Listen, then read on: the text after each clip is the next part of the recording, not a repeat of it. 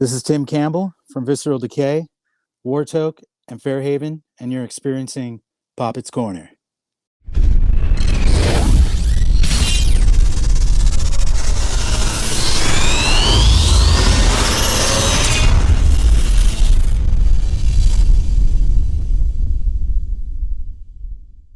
On, man. Welcome, episode 23 of Poppitt's Corner.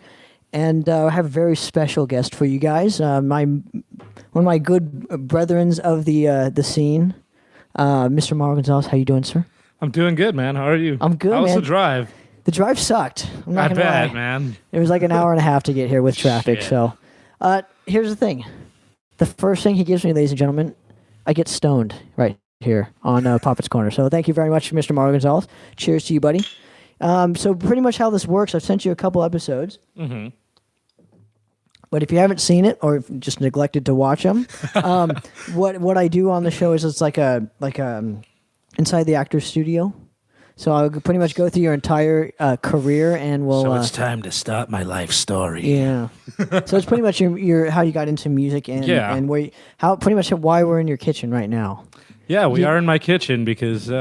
Fuck you. That's why. So, yeah, it's a place with a table. It's semi-clean. I've got a half alive ficus, so I'm doing okay in life. You know. Yeah. You know, yeah, you're doing good when you have a living plant in your house for over 2 years. Yeah, and a bunch of bottles of vodka in the background, so it's great. And I think they're filled. I think they're filled with water. They don't look like vodka. So it's like half a bottle of New Amsterdam, an unopened bottle of New Amsterdam, some really shitty Cuervo tequila, Ugh. and this pineapple rum that someone just like poured a shot of at my house and left. And just here. left it here. So They just thought it was so bad that they just couldn't. They couldn't even take it with them. They couldn't stand it anymore, or what? Yeah, it was just like. Well, your first problem is you brought clear rum to my house. Yeah, I was kind of confused. That's why I thought it was water because I've never seen rum. No, it's clear rum. Like it's like clear rum just really isn't that great. If you're gonna drink rum, go for spiced rum. That's what I thought because captain's like this. Yeah. Usually it's brown. I don't know. I don't know. Like you just make like really tropical drinks with clear rum. It's not as versatile as dark rum. Doesn't have all the cool spices. That one already has a flavor to it. I think it's pineapple rum. Yeah. Yeah, I don't know. I don't get it. But anyway, I digress. Let's get to let's get to it. Let's get to it, man. So, walk me through. Not obviously after you were born. I don't want to know that far. So my first. Yeah, like how music. did you get into? So, what was the first band that kind of like I guess popped your cherry? And what age were you? So the weird thing was I wasn't super into music as a kid. It wasn't until I was like. Probably 8 years old that I was like, you know what, this sounds cool. Because I was just used to hearing like whatever's on the radio, like a lot of like the areas I lived in, a lot of Latin radio, like a lot of music in Espanol, stuff like that. So like I didn't really hear anything that caught my interest until I heard like, Van Halen, Ted Nugent, of course Stranglehold, Jump, Hot for Teacher, and now, how did you hear of these jams? So this is probably pre-internet, or yeah, this was just one day I found I think 95.5, okay, KLOS, or it was either 93.1 Arrow, I think it was called. Before it was Jack FM, there was a classic rock station called the Arrow. Yeah, it was called Arrowhead. There we go, Arrowhead. Yeah, 93.1. Yeah, so Arrowhead had a lot of good classic rock too. They had like Clapton and stuff like that. And that was pre-Jack FM, right? Yeah, that was pre-Jack FM. This was in the 90s, And so once I heard like bands like that, like classic rock bands, I was like, oh, I like this a lot more. And then what really rocked my world was like just hearing Judas Priest for the first time. Hearing Breaking the Law on the radio, I was just like, what is this? This is amazing. Like, this guy's just like pissed off and yelling about stuff. And like that really caught my attention. And I was like, I like this. Like, where do I hear more stuff like that? Then I heard Metallica on the radio. It was like all Black Album stuff. So like I dug the Black Album stuff when I was a kid. It wasn't too like, aggressive or anything. It was really commercialized, really easy like to grow from there. And playing Tony Hawk's Pro Skater Like soundtrack on that was just off the chain, man. Like hearing the Ace of Spades, I was like, this is the nastiest thing I've ever heard. That was number 3. I think so.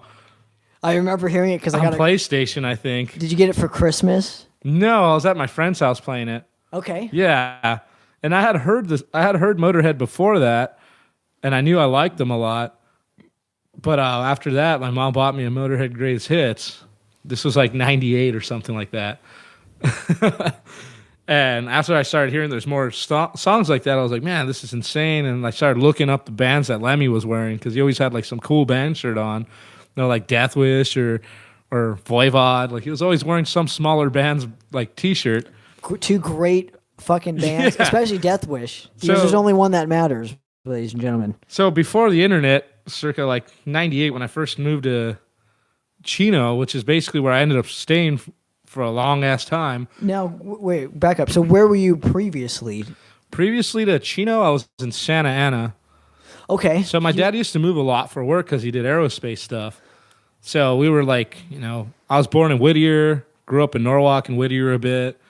Then Lake Elsinore for a while, for like a year, but that place sucked. It wasn't that great. But I did like frolicking in the nature. That was like the plus.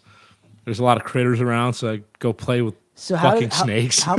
Were those your fucking friends because you moved so much? Yeah, I didn't have a lot of friends like as a little kid because I'd moved so much. You know, I'd move to a new city and make some friends, and I'd never see them again.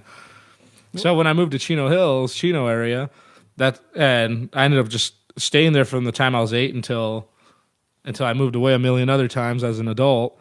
But I basically grew up in Chino, and I started making friends that like were into the same music as me. I ended up forming bands with some of them and stuff like that. So, you know, before the internet, I had this friend whose dad was from El Salvador. He was a death metal dude. It's my friend Chris's dad. And I guess that guy was either like, he used to jam with Nausea. Okay. The LA Nausea. He like jammed with them or something.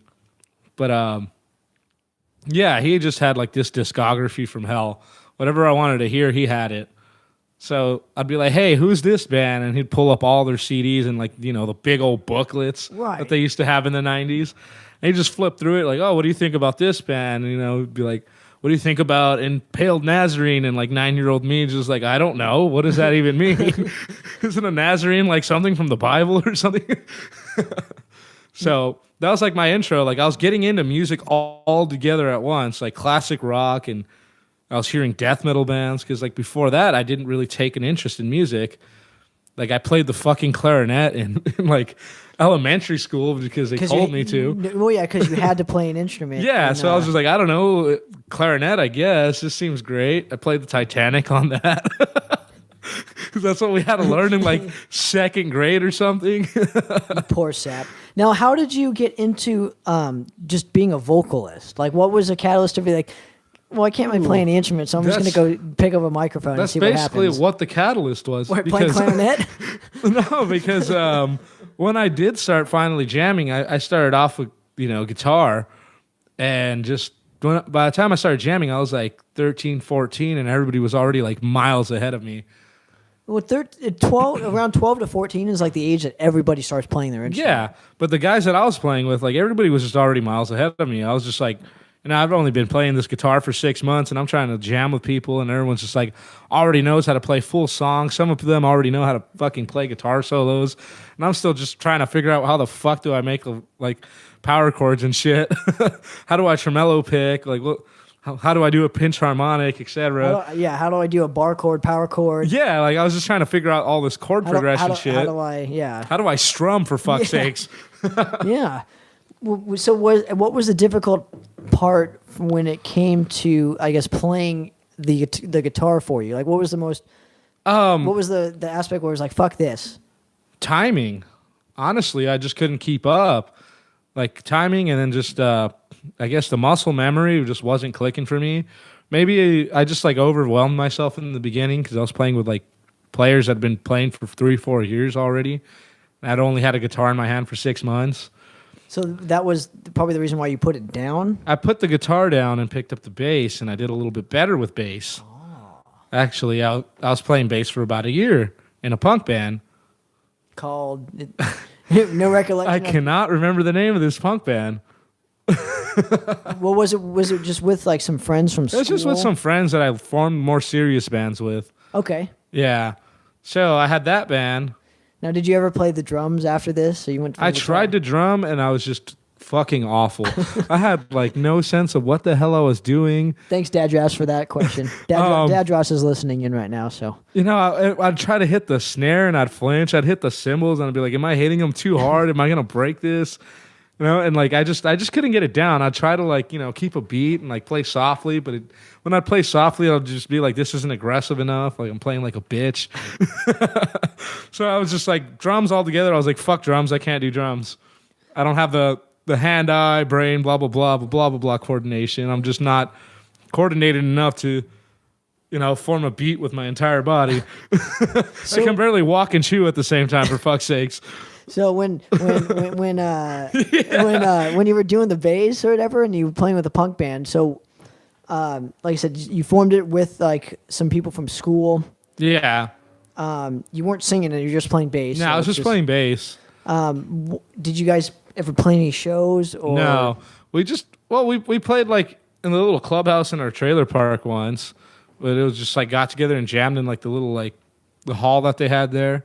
That was just like people from the mobile home park that I grew up in. And now, what city? And that was it was on the border of Chino and Chino Hills. Okay. Yeah. And after that, I started high school, and I kind of put the instrument down because we ended up going to different schools. My friends and I who were jamming together, and a couple of them moved away. And so then high school starts, and there's this kid walking around with his guitar. And it was Alex Lee. That guy's just shredding up a storm, and I'm like how the hell down the street, just like Squidgar status. He was just like the nerdiest dude ever, but he was like, he just seemed so cool, but he was just such a guitar nerd. He'd just be walking around. I'd walk by, just like play this riff, and he'd be like, okay, ha ha ha. I remember like the one time that I was like super impressed. Not the one time, but one of the few times, many times I was impressed with his playing. Only once, ladies and gentlemen. I walked by, and just to be a smartass, I was like, play Arpeggios from Hell. And he started playing it, and I was like, okay, one, this guy knows who the fucking Way Malmsteen is. Like, two, like, he can play it. Like, it's like, so like from the time I was like 8 till the time I was like 12, I got like really well versed in music because I just, like a lot of things that I like, I just dive face first into it and like engulf myself in it. Like I did with boxing, with BMX, with martial arts and all that stuff. Video games even, like, I don't half-ass things. I just get like so into it, and I like to know like everything there is to know about it. So as a kid, I was just like a walking like heavy metal encyclopedia. It's like I can't get caught slipping. I don't want to get called a poser. Now, how did you get actually into like our scene here? Like, what was the first show that you remember going to? The first local show that I went to was actually when I was probably about 13 or 14. It was like the summer from junior high going into high school. So I might have been 14 already. I'm not sure. I'm like somewhere around 13, 14 years old. You know, like there's this custodian that worked around the mobile home park that I lived in, and he had a Metallica sticker on the back of his car. And this is how I met a lot of the people that I still know to this day. This guy walks up, and he sees me and my neighbor Steve, who I later joined a band with, walking around. He's like, hey, you guys like metal? We have a show. I'm going to a show later tonight. You guys want to come? And, of course, Steve's parents didn't let him go. But I was just like, hey, you know what? Like, I'll ask my mom. And he was like, all right, I'll go with you and ask permission, like, see if it's cool. And my mom was like, well, yeah, fuck it. Go to the show. Little backyard heavy metal show, never hurt anybody. And she was just like, yeah, she told the guy who had to be about like 22, 23 at the time. You know, he was just like... You don't find that weird at all? No. No, okay. It was just like... So I go to the show, and there's like kids my age too at the show. You know, that's where I met my friend Ian, who actually ended up replacing me in Mutants of War. Well, he wasn't my age. He was like 2, maybe 3 years older than me, but still like about my age. You know, there was like high school kids at the show, and I was like, so I was probably one of the younger people there. But my mom was just like, yeah, dude, it's cool. You go hang out with the boys. Like, that's what dudes need to do. Like, go to a metal show. Do you remember any of the bands that played? Oh, man. Any that we still know to this day? None of those bands are around anymore. So one of the bands that played was called Resinfelt, and they had a very Pantera sound, and they were a local Pomona band, and I still hang out with a lot of those dudes, and all chill people, all cool guys. We ended up playing a lot of shows with those guys, like later on when I formed Mutants of War. Like we got along really well with them, but they were all like a bit older than me. They all at least had like 5-6 years on me. So they're all it's because they've been doing it they've been doing it longer. So that was my first show, and it was a grand old time. I went and I drank my ass off, no hangover, because I was fucking like 14 years old, and I partied with all these guys. Met Ian, who at the time went by Wolfman, because he was a high school kid with a freaking full on beard, chest hair, and slick backed hair. that should still be his nickname. He was Wolfman when I met him. So yeah, after that, my mom started letting me go to more backyard shows. My mom's like, "Oh, you like that?" And I was like, "Yeah, it's a lot of fun. I kind of want to start a band now." So, at school, some kids that I met out there, like Jaywan, who's now with Mutants of War's bass player, and a couple other people that were jamming. They invited me to go jam with them, and of course, I was fucking dog shit. I brought my guitar and I try to groove along with them, and I just no good. What was the name of this project? That one I would have to ask J1. That escapes you at the moment. Okay, Yeah, so we'll get that information. It had some dumb name. It was like an indie rock band. It wasn't even like anything I really liked. So I wanted to play some punk rock, and this guy kind of wanted to do some more like soft ass indie shit, like the main guy that was writing. So he ended up kicking me out of the band as a singer and getting J1 to replace me as a singer. No. I'm not even joking. And the whole argument... Sorry, J1.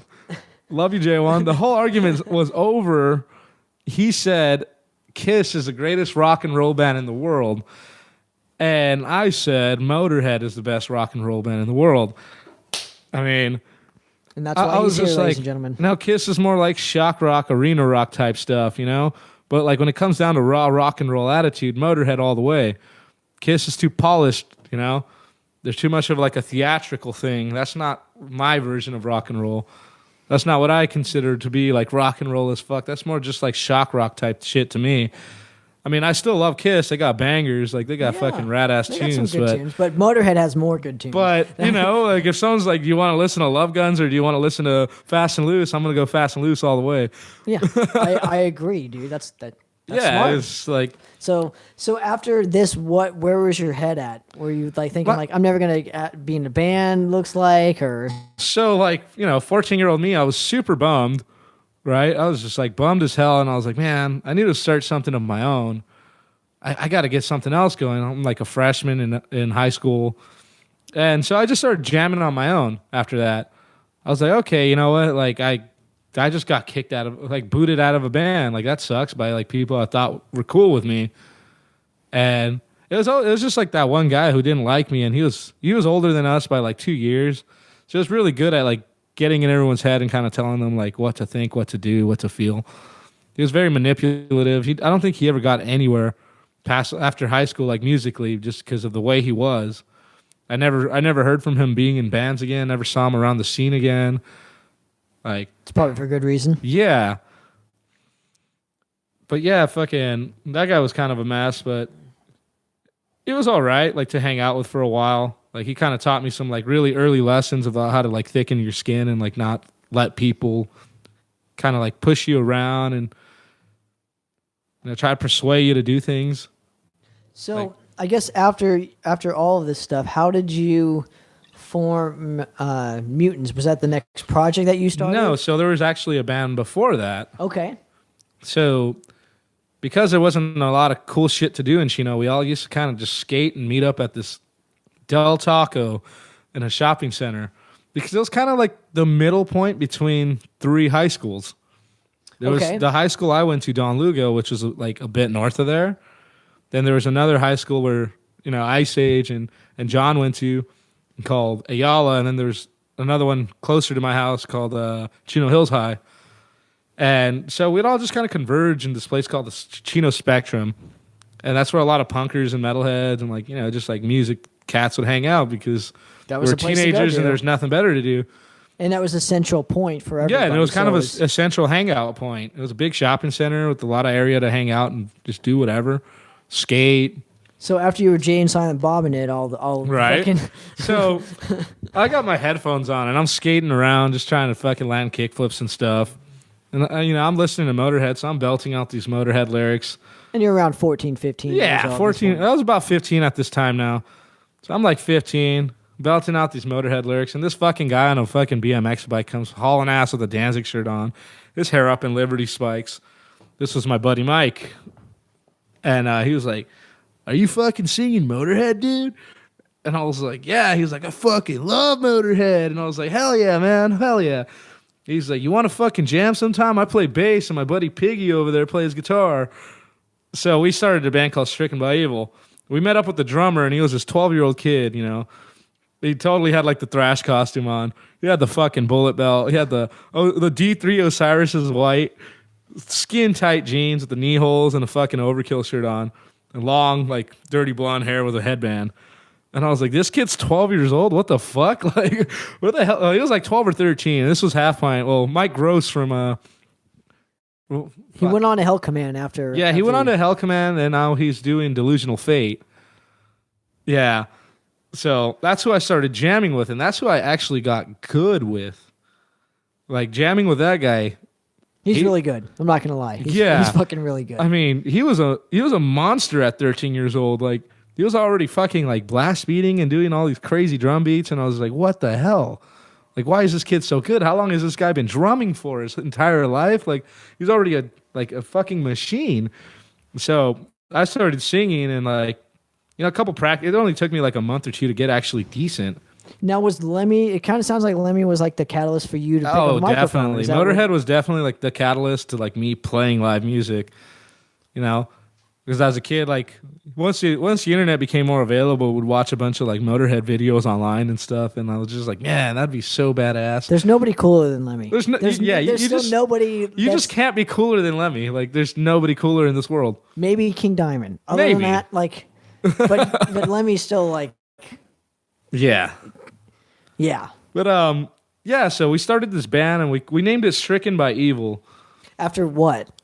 I don't know. It's just a name that popped into my fucking 15-year-old head. Like, this sounds fucking cool, right? So we had that going for a while. Sorry.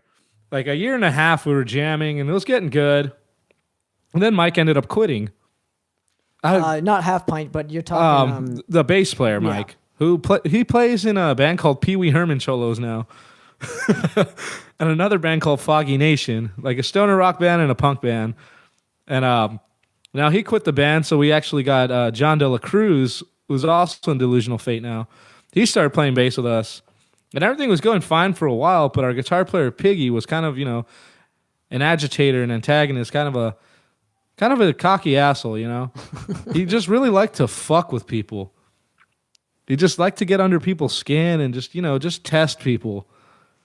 Because he thought, you know, he's king fucking cool. He's the lead guitar player of his band. He's a fucking badass, but he was a goddamn bully. Oh, so he played lead guitar. He didn't even play drums at this point. No, Piggy was a guitar player. I'm confusing Piggy and Half Pint. No, Half Pint was just strictly on drums, and he'd write some riffs here and there. But yeah, so this guy, like, he's just one of those guys that just like to stir the shit pot and just be a dick. And, you know, like John De La Cruz and Half Pint were like the youngest ones. Like Mike Gross and John were like a couple years younger than us. They were like 3-4 years younger than us. And I'd get pissed off at Piggy because he'd like always be fucking with John. And I'm like, dude, you're like substantially older than him and bigger than him. Like, leave him alone. He's a kid. Like, yeah, he's like in junior high, like barely. He's like barely in junior high, and we're like fucking freshmen or sophomores in high school. Leave him alone. Like, he's pulling his weight. He's hanging. You know, that's why the other guy quit, because he got tired of your bullshit. So what ended up happening is one day they got into a heated argument, Piggy and John, and Piggy punched John in the face. And, you know, John just kind of like packed his shit up and left. He was like, I'm fucking done. I'm out of here. He was just like, you know, so awestruck by the fact that this guy actually struck him in the face that he just like packed his shit. Fuck you, I'm out of here. He's like, I'm not even going to fight you. I'm fucking out of here.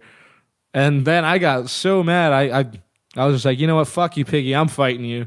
We're the same age. We're the same size. Like, I'm going to kick your ass. And he wouldn't fight me. So I was like, all right, band's over. Fuck you. Get your shit and get the hell out of here. And no recordings of not the There fight is a itself, recording. I don't know who has it though. Mike might have it. Half Pint might have it. I used to have it, but I've moved so much I lost a lot of those gems. That's too bad, man. But, you know, a couple months later, like, it was like summertime. We're skating around, bullshitting. And the same Mike rolls up on his bike. He's like, hey, man, let's start a band. And I was like, I'm not down to jam with Piggy again. Fuck that guy. And he was like, no, man, like, let's start a speed metal band. Let's play some fucking thrash. And I was just like, that I'm down for. I was like, let's play some Overkill type shit. And he was like, yeah, fuck yeah. And I was like, all right. And he's like, you know, a guitarist? And I was like, I just met this fucking guy who rips pretty fucking hard. And that was Ice Age, you know?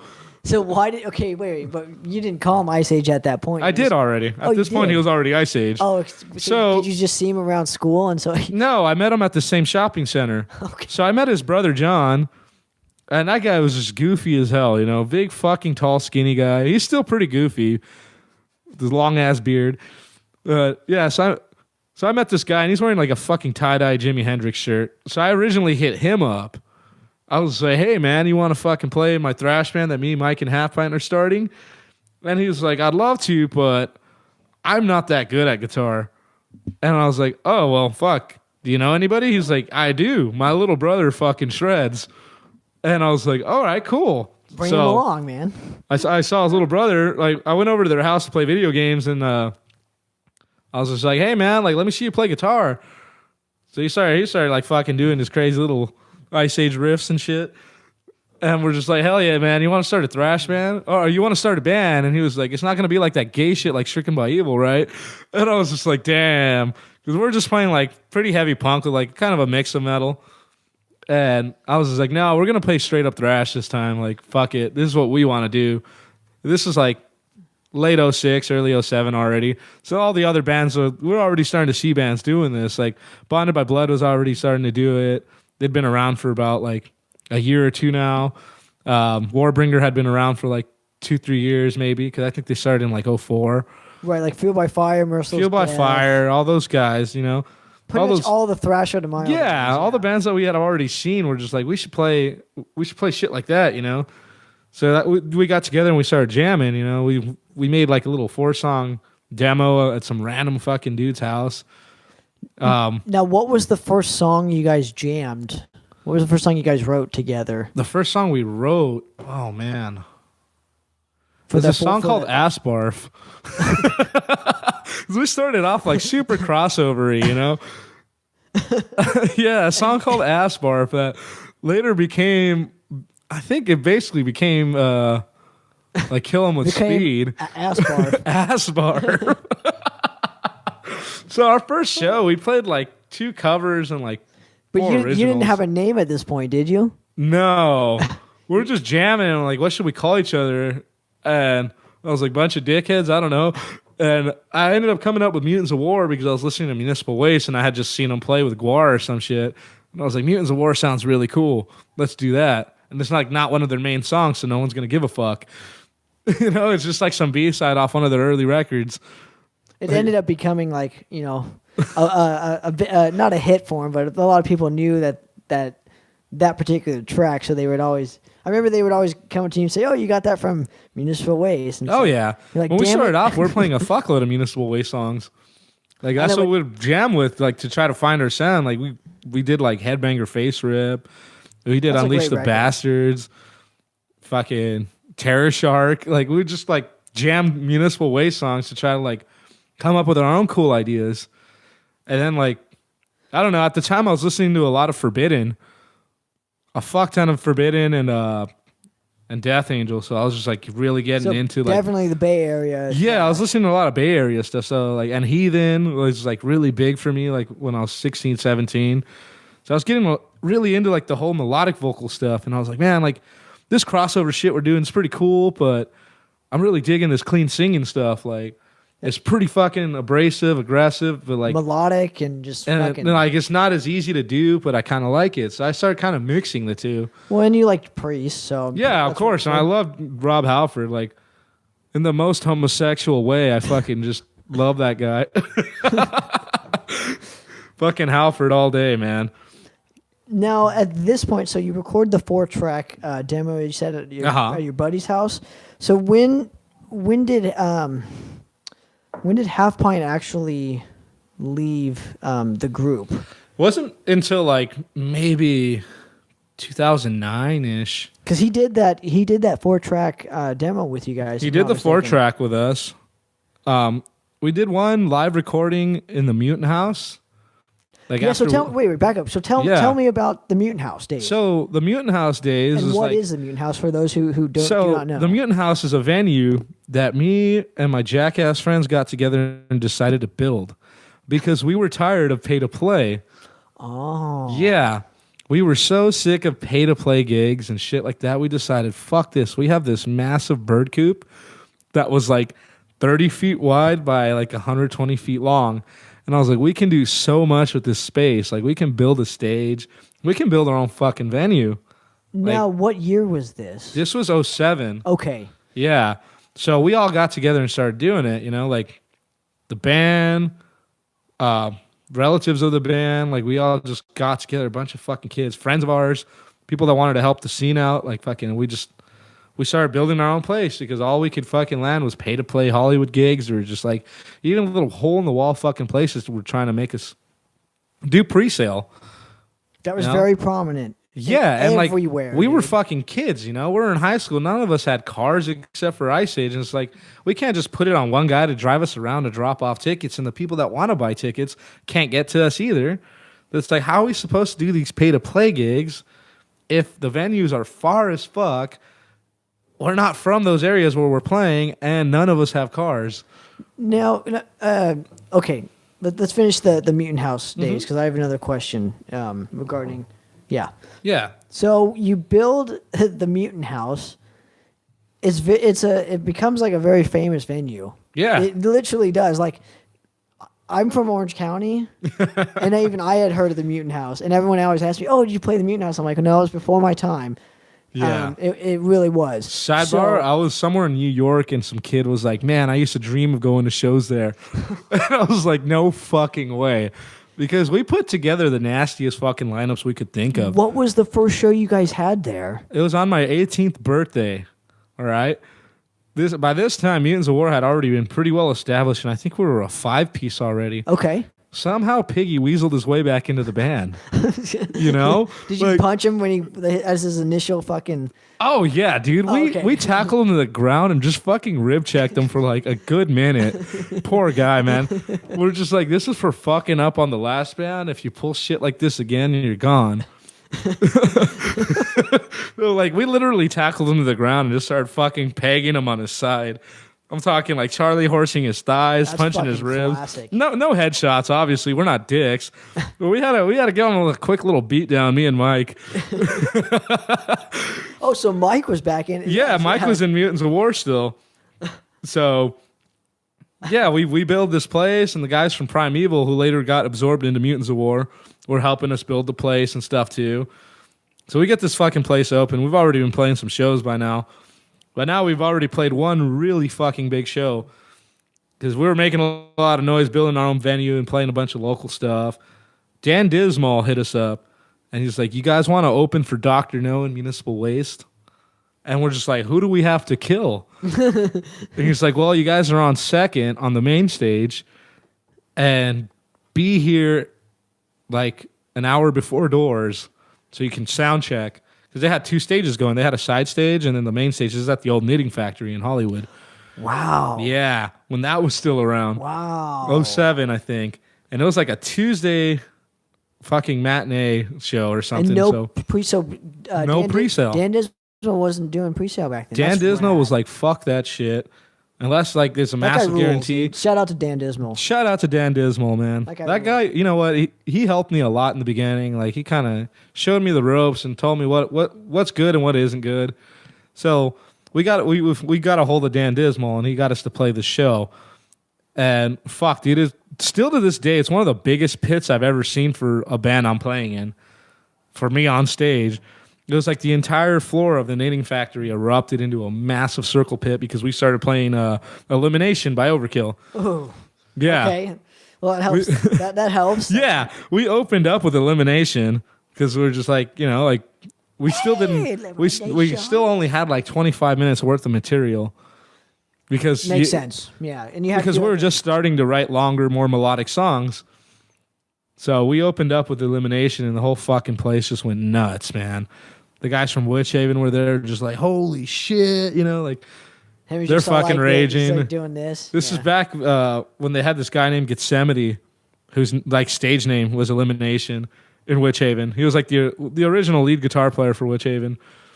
So we started playing that song, and we just see his massive dreads flying around, just going nuts. The guy, he had a band called Taking Over for a while. Yeah. I mean, after Witch Haven. Yeah. So real quick though, wait, getting back to the first show at the Mutant House. So it was your 18th birthday. Maybe I missed this part. Did we totally skip over this? I'm just like, no, we went back a little bit. Okay. So now we got to go back forward. Now we got to go back forward. Yeah. Okay. So we already had a bit of a following by then now. So for our grand opening, we got, I think, Bonded by Blood was a headliner, Ex Mortis, possibly Meltdown. Wow. Because Meltdown did play like once or twice. Shout out to Mr. Jeff Potts. Yeah. So they played. Go check out that episode too. I think, this was 08. So I'm not sure if they were living here already or had just moved here or what, but they definitely played one of the Mutant House shows. It might have been the first one or the second one with Warbringer. Okay. But the first one, it was like a bunch of local bands. Sorry. It was, Mutants of War, Primeval, which is like our buddy band from Chino that most of the members ended up joining our band. Right, like it was like what Cannibal Corpse was kind of like half this band, half this band just going exactly. on. It's like when we lost our bass player, we took the bass player from Primeval. when we fired Piggy, we took Steve from Primeval, and then when we lost enough drummers, we took the drummer from Primeval. It's like we basically took everybody from that band except the singer. No harm against Tonesy. We love that guy, but yeah, he just kind of disappeared for a while, moved out of state.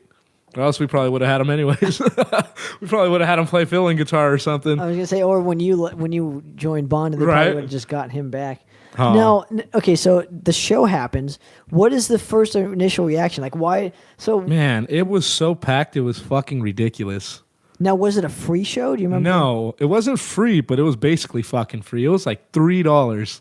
Now, okay, I guess maybe I'm stepping over our bounds, but where did all this money go to? Just to pay for the electricity for the place, or Yeah, and to reimburse the person that fronted us all the expenses.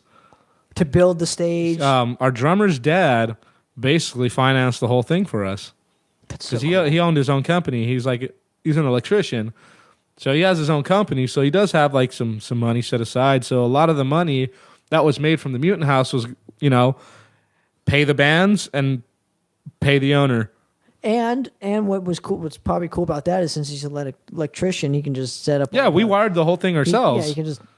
Yeah. Yeah. As sketch as that sounds, like No, but he's a professional. That's what he does, he's a certified contractor, so it's not like we were doing bullshit work. No, Like everything was fucking legit. We had a big ass JBL 32 channel speaker. And now you had soundboard. I'm sorry. You had permits for all this stuff. Fuck no, it was in a backyard. Okay.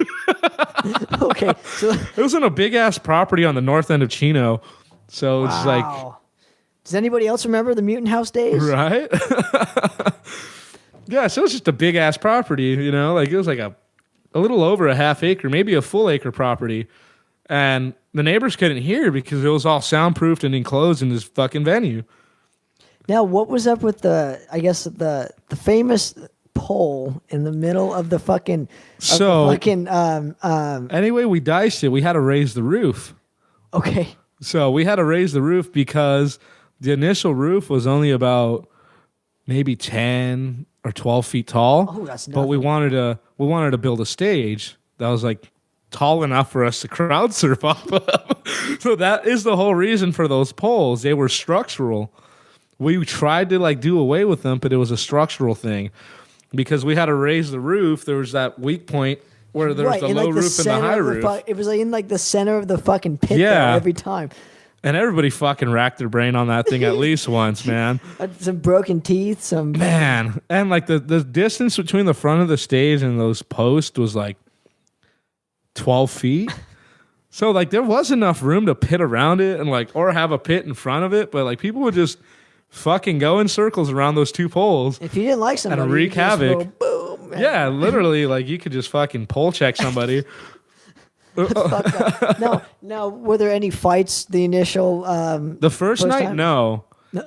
It wasn't until like a year later that like shit kind of started happening there, and it was mainly because like we just started letting other people rent it out.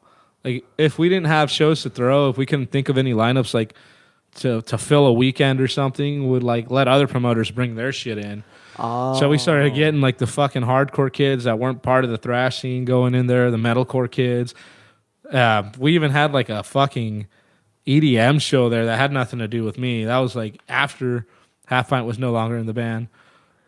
Now, okay, so going back to the question I've wanted to ask is, you're telling me that the metalcore scene like was prominent in the IE, and you still had ticket sales in the IE. So I've had a lot of requests and questions when it comes to like my guests on what the IE scene was like back in those days. So what you're telling me, what you're kind of telling me is that it was massive out here. We had like it's the same as Orange County, pretty much. Yeah. Well, we had Suicide Silence out here.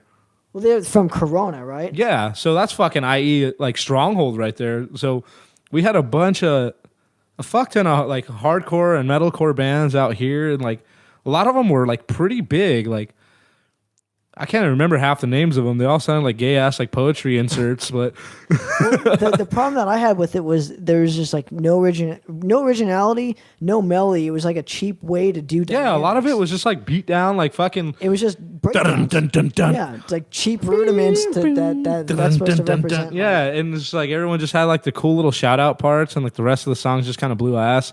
Like what's kind of going on in this song? Did you guys just like put a bunch of filler for this cool breakdown that you wrote that sounds like everybody else's? Would you like another beer? I would, actually. I'm like, boom. Have an 805. Thank you, sir. Thank you, sir. Look at that. We don't even have to leave the table and make it all weird. Great. Back the metalcore scene was just like super prominent out here, like in Chino, Pomona, IE area. Like it was just all fucking breakdowns everywhere. No originality. Everyone sounded exactly the same. Now, I guess. And then if you ask them about us, we sounded like everybody else too in the metal scene. Yeah, but at least we had fucking melody. Yeah, but you could tell us apart. Us local bands even had our own fucking sound. Cheers. Like, like you couldn't confuse Mutants of War and Tormentor or like fucking Fueled by Fire and Bonded by Blood. Okay, was Richard around during the Mutants days? Okay. Yeah. Obviously, he was in Tormentor, so you guys would play together all the time. I'm not sure if Richard ever played at the Mutant House. That might have been right before he joined. I don't think he did. It might have been before him, because I'm trying to remember what year Richard... But I think it was like 2008 or something around that time, 2008, 2009. Yeah. And he would tell me, I think he went there, but I don't think he played. I could be wrong, though. Could just be full of shit, so... I don't know. I can't remember. I remember talking to him about it when I was like fucking drunk as shit, so... sorry, Richard. Love you, buddy. But yeah. So that place was around for a good 2 years. But the downfall of that place was Half Pint ended up leaving Mutants of War because Tyrant was like a big name that almost like got signed and broken through around the same time as like Manic Ritual Meltdown. And they disbanded because like they all just had like a bunch of fucking inner drama in the band. I thought it was a substance issue. That inner drama. Oh, okay. They're all fucking coked out 19-year-old kids that couldn't hold their shit together. Well, that's some shit like a that. very famous story in our. Yeah, it's a famous story in our scene. So, this guy from Hell Command or from Tyrant that almost got signed approaches Half Pint like, hey man, let's start a fucking speed metal band. Let's try this again. So of course my young impressionable drummer at the time was just like, yeah, fuck yeah.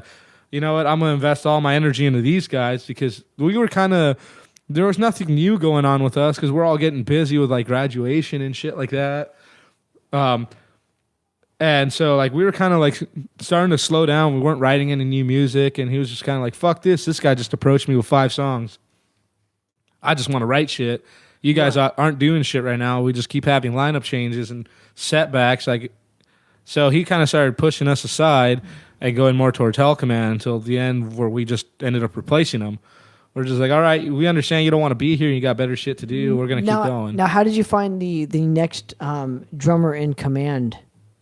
Who was the next one? The next one was fucking Darren Argon. He was from a band called Army of Darkness. And he was a character. When he auditioned, everybody in the band was just like, nope, this is not going to work. He's way older than us. He rolled up in a wheelchair with his mom, like setting up his drums, and we're just like, fuck, this looks bad. I was like, well, if he can play, I'll give him a chance. Like, I'm not going to discriminate a guy with cerebral palsy, I don't have it in my I don't have it in my fucking in my skin to be that kind of an asshole. I was like, I'm gonna give him a chance. I don't really care if he's disabled as long as he can play the fucking songs. That's what matters the most. Yeah, I was just like, I don't care that he's in a wheelchair, or he has epilepsy or cerebral palsy. If he can play, fuck it, dude. Like, if he can play and he's a cool dude, that's what matters to me. Like, if you can overcome your illnesses and fucking you want to jam, like, why the fuck not? Just let's jam.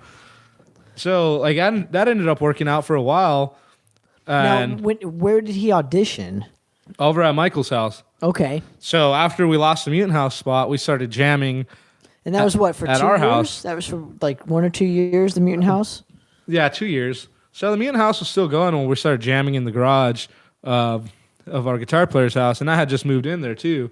I think it was right around the time I graduated high school. I moved in with Michael. So this is like 08, 09-ish already.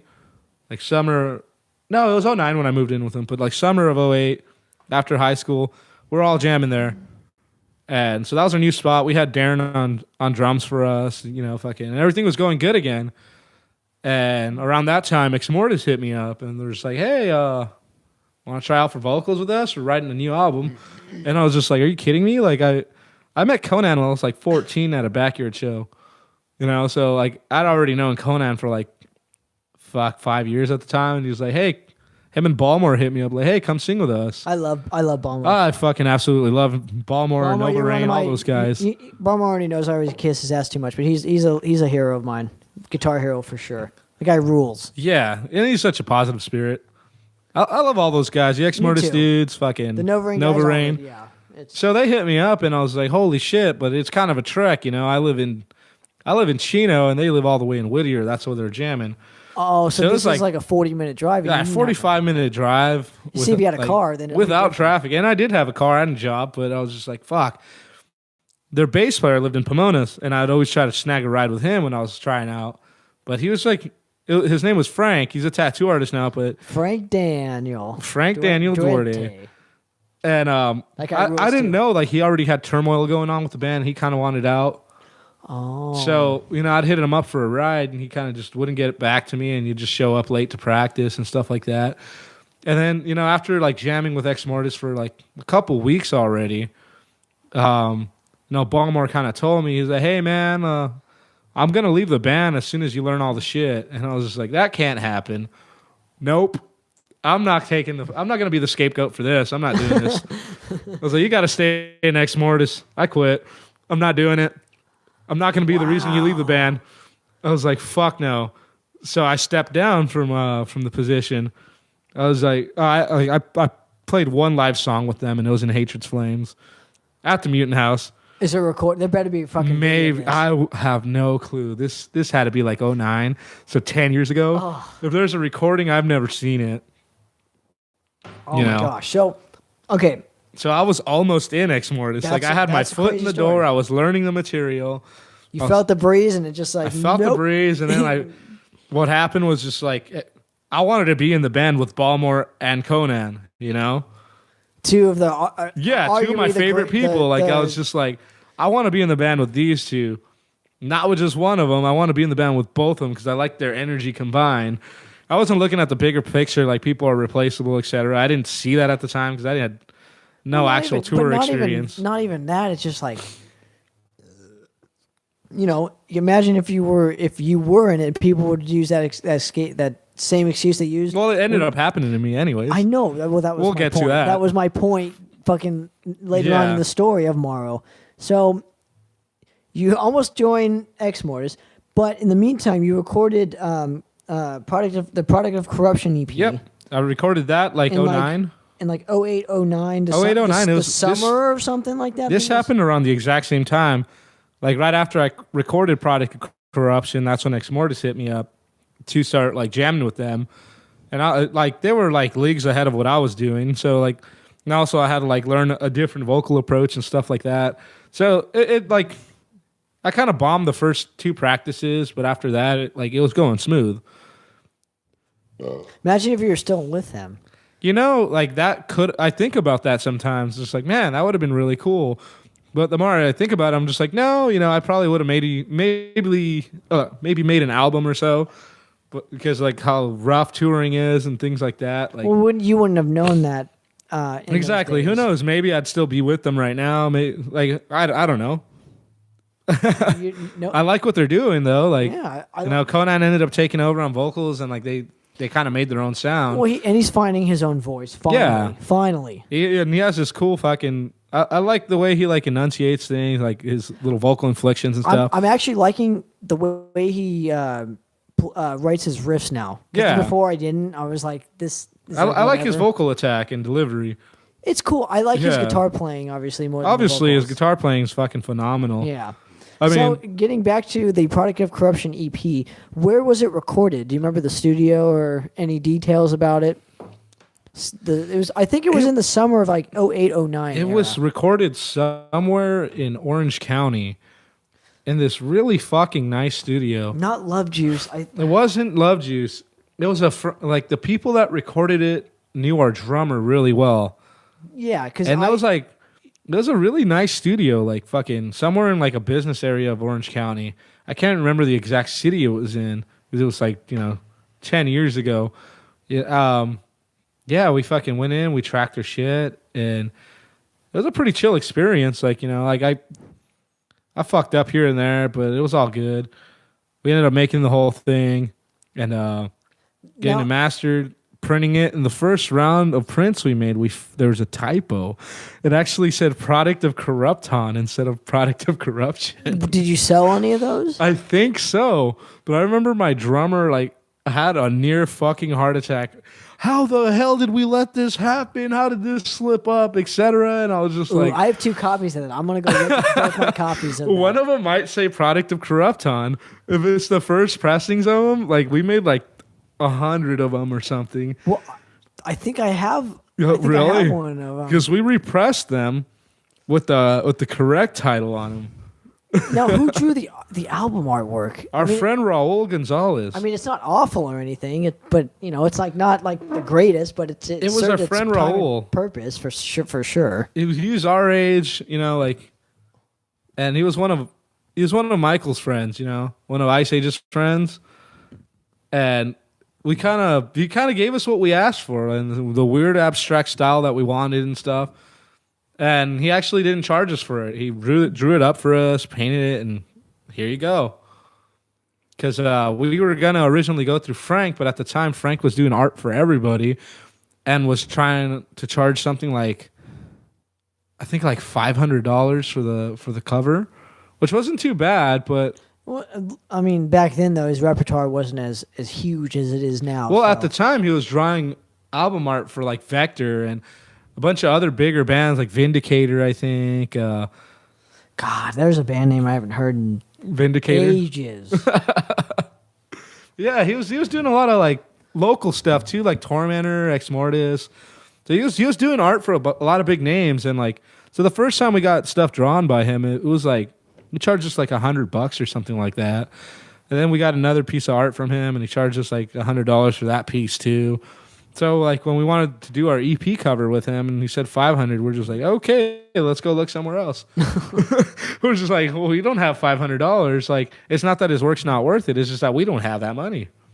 We're just like, fuck. Where are we gonna? We just paid for our recordings. We can't afford another 500 for artwork for an EP.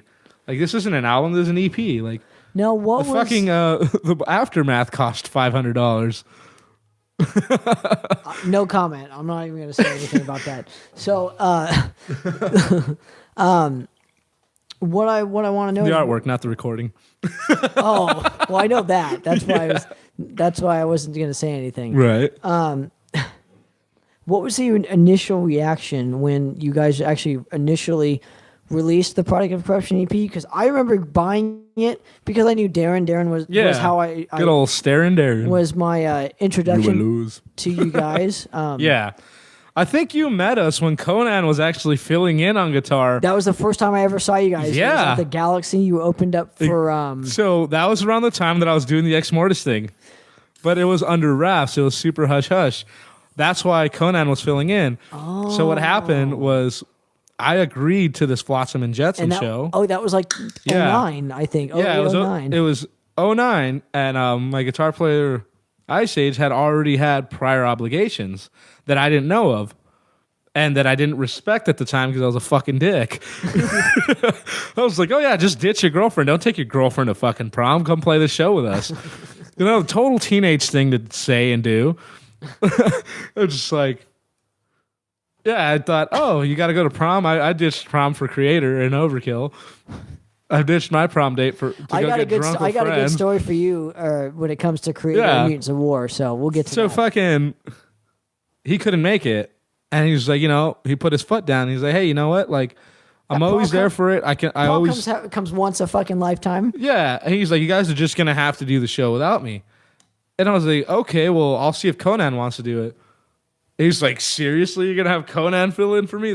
I want to see this. Dude, and it was a great show. Yeah. Like, oh my God. I'm dude, one of the only people that's probably still here that can actually say I went to that fucking show because there's a picture of it. And we took pictures backstage. I snuck backstage. It was your drummer at the time, Josh Alves? Yeah. Or Alves? Yeah. Is it Alves or Alves? I don't Who know. the fuck cares? I don't care. Elves? I don't care. Elves, yeah. Josh Elves, we'll call him that. That's cool. That makes you feel a little Pop bit punk? better. What? Yeah. And then Pops. And Are you guys rivals? And then no, but if you heard my last interview with myself, I you'll heard. be able to hear. Yeah. So, and then his ex-girlfriend, Heather. That chick was smoking, dude. She's great. She was She's hot. hot. She's really hot. Man, Big shout out to Heather Carr. She rules. Yeah, that chick was a babe, and she was super sweet. I was friends with her on social media for a couple of years. Yeah, I still follow her. She's still doing her thing. Now, because we took pictures or whatever. We took pictures backstage. And I didn't know who X was. Dude, I was so wet behind the ears. I'm like, didn't even think about it one way or the other. Just like, okay, it's just some dude film, But I didn't know the band. I only knew like the EP, so it wasn't like I wasn't around. Yeah, in the that IDs. show, like, I was just so fucking dick hard on playing with Flotsam. I just didn't even think about like, can anybody else make the show?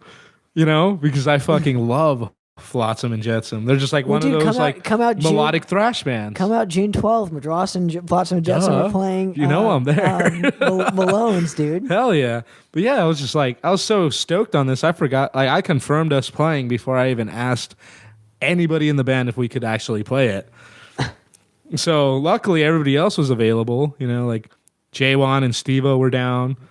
'Cause at this point they were already in the band. Oh, fuck.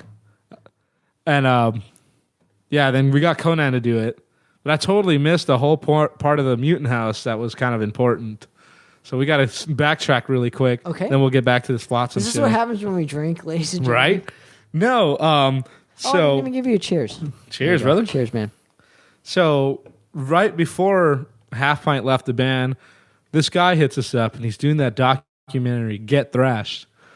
And he did a little segment on the Mutant House and Mutants of War. Oh, look at you, man. But at the time, we had just gotten a new guitar player, which was Steve-O from Primeval. And our bass player at the time, Mike, was 1 foot in, 1 foot out. So we got this awesome interview, and it was just mainly me and Ice H talking for the whole interview because Half Pint was just caught up with his Hell Command stuff already. Is this the interview where it's like there's a brick wall right behind you? No, that one was You had your meltdown shirt on. No, that was another random interview. This interview was actually inside the Mutant House on the stage. This guy went around interviewing a bunch of local bands across North America, and I actually have a copy of the documentary over at Ice Age's house. I don't remember you guys being in it, but maybe I haven't seen it. I think it was the one called Get Thrashed, and there was like just a short segment on us and the Mutant House, and it kind of sucked because it was just mainly me and Michael talking. I don't think it was Get Thrashed. I thought Get Thrashed was like the old school one. I thought yours was like it was. Fuck! What was the name of the one we did? I remember. There's a new thrash one, and then I think Get Thrash is the old style one where like you have Exodus and all the Bay Area. Kind of bands. You might be right. I forget what the one that we're on is called. There is one. I thought, but they had like Bonded by Blood, they had Fog of War. They had they had all those guys on there, and we were on there too. And like at that time, half the band was 1 foot out the door already. This was like 2008. So Steve had just joined the band, so he didn't have much to say because he felt awkward. He's never had a camera in his face at this point in his life. So it was just me and Michael talking. My drummer just kind of like looking around, just trying to plug his new band. My bass player not saying much, just kind of shoulder shrugging like he didn't want to be there because he was also like on his way out the door. So yeah, that's when we got J1 into the band, like probably a week after that interview that we did. J1 from Primeval ended up becoming J1 from Mutants of War. And then that's when we got Darren, like probably like 3 months after that whole thing. It was like as soon as J1 learned all the songs, we're like, yeah, let's play a fucking show.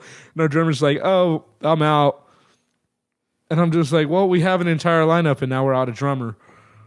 So it was like a good like 6-month process. Now, how did you meet Darren? It was just like, you just saw him at a show, or did he just... He responded to a Craigslist ad. I think we did the Craigslist thing that time. Okay. Because I was just like hitting up drummers and after drummer that I knew, and everybody was busy or not interested or not about it. So we ended up going the Craigslist route. And so after you... Oh, yeah. So you get Darren, you do the Product of Corruption EP. Mm-hmm. And the thing that struck me the most about that lineup was just how... strange your live shows were because of Darren. Yeah, we had to accommodate our drummer a lot, so it kind of not in that aspect, not in the accommodations form, but just how like the songs just did not flow what they were on the EP. So it was like very difficult to. This is one of the reasons why I fired Darren was because of his inconsistencies. He used to like to do this whole like, I'm about to haul ass like Gene Hoglan and do all this fucking crazy like virtuoso drum shit, but at the same time he just didn't have the tank to do it. You know what I mean? He'd start hauling ass and doing all this crazy cool shit, then he'd gas himself and drop the beat. And it's like, hey man, I got lyrics to remember and like stuff to do on stage. I don't want to worry about the fucking drummer dropping the goddamn beat because he's trying too hard to like impress a fucking crowd. What's more impressive is playing the shit right. I don't care how fucking good you are for 30 seconds. You got to be good for 30 minutes. You got to play the fucking songs on time. You got to do everything fucking right because that's what I'm used to. Well, the other thing too is it was so dark watching you guys for a few of the shows too, just because because of his epilepsy. So like after a while, like that's a little bit farther forward, but I'm just saying those two aspects were kind of like it was just strange as an audience member. It was very taxing on the band, and that's a lot of the reason why I accepted the Bonded by Blood gig, because like these guys kind of like started up college, getting jobs, etc. And I'm just still there, just like I'm all in, like fuck, dude, my whole family left to Texas, and I'm still in California because I'm all fucking in. I was like this close to like just going back to Ex Mortis and being like, yo, I'm fucking ready. Fuck it. Let's do this. Like, I know you guys just dropped a new album. I'll learn it. Let's go. Like I was like that frustrated at this point because of the shit that Darren was doing, and I stuck with it for a while. Now, what was the threshold for you? What was the point of I got to get the fuck out of here? So, fast forward, I'm not even in Mutants of War anymore, and I come home from tour for my birthday, and everybody's just complaining, not having a good time. They want to break up the whole fucking band over Darren because nobody has the guts to fire him. Because everyone's like, dude, we don't want him here, but we don't feel right firing him. Like, what are we going to do? Like, what can we do? And I was like, I'll fire him. And they're like, what? But you're not even in the band. I was like, it's still my fucking band. I still started this fucking band. I still kind of have a say of who the fuck's in my band. And they're just like, you'll do that? And I was just like, listen, I've had to fire a lot of people. I don't give a fuck anymore. At that point, I was like, I've had to fucking like tell people, all right, it's been great, fuck off. So many times at this point, and I was just like, all right, I've done this already. I've been fired. I've fired people. I've been nicely told, hey, can you teach the new guy in the band the songs since you're always on tour now? So at this point, I was just like, all right, man, I'm going to be professional about it. So it was my birthday. I think it was like my 21st or my 20th. I don't remember which year it was. Was it the Chain Reaction show where it was Madras, Mutants, and Bonded? No, I fired him a little bit after that. Yeah. Because there was a couple tours when I was in Bonded. There was the Forbidden show where we played a show at Ramona Main Stage with him, and then there was a Death Angel tour. So yeah, it was my 21st that I fired him. Wow. Yeah, I was just like, I just got off that Death Angel tour, and I had the Scion Fest like in a couple days. Right, yeah, so I was I was literally home for fucking not even a week. 3 or 4 days. Yeah, like 3 days. I got home from tour. It was my birthday. Then the next day, was a Scion Fest, and then that was on a Saturday, I think. And then Sunday recover, Monday fly to Europe. Yeah, so I was home for 3 days. Holy so I got shit. home on my 21st birthday, and fired the drummer, packed my shit, and left to Europe. Did you give him a call? Play. Is that what it is? I gave him a phone call, and I was like, "Hey, man, you know what? This isn't the guys are very out. unhappy with the way things have been going and your attitude and all that stuff. Because like it wasn't just that he had his disabilities. Like that wasn't the main issue. The main issue was the way he'd act. There was a lot of things about him that we just weren't down for and just weren't right. Like he kind of had a taste for younger chicks, and he'd make them feel uncomfortable. Because when he joined the band, we were all like 19. So we're all fresh out of high school. Like some of us are like, yeah, I think almost every one of us was 19 when he joined, 18, 19. So a lot of our friends that come around to hang out, like play video games, come to our shows, were still in high school.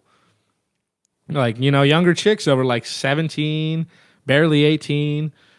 Now some of them like juniors in high school, like, because they're like 2 years younger than us. Like we weren't fucking them or anything. They were just our friends that would come to our shows. But like Darren would do like greasy shit. Like he'd be like, he'd be sitting in his wheelchair and be like, oh, come here, come talk to me. And like, what the fuck, dude? That's like creepy, man. Don't do that. Get the fuck out of here. That's my friend. Like, don't treat them like they're a fucking object. You're an old ass man. You're in your 30s. You're in your 30s. No one's like, your sunglasses aren't fooling us. You're fucking calling them over so you can stare down their shirts. Like, what the fuck, dude? That's some creepy old man shit right there. And then, like, also his attitude, like, I can't do this, I can't do that. A whole lot of I can'ts. And I'm just like, hey, the reason I brought you into the band is because you said I can. And he's like, well, I'm trying so hard, blah, blah, blah. And I was like, I understand you're trying, but you're also just dropping the ball a lot on the stage. So one of... So this reminds me of that... of Retro's fucking up because we told that story. Me and Adam Meeks. Retro's fucking up. We told that story. That was one of those weekends, wasn't it? Was it the weekend of Scion Fest? Yes.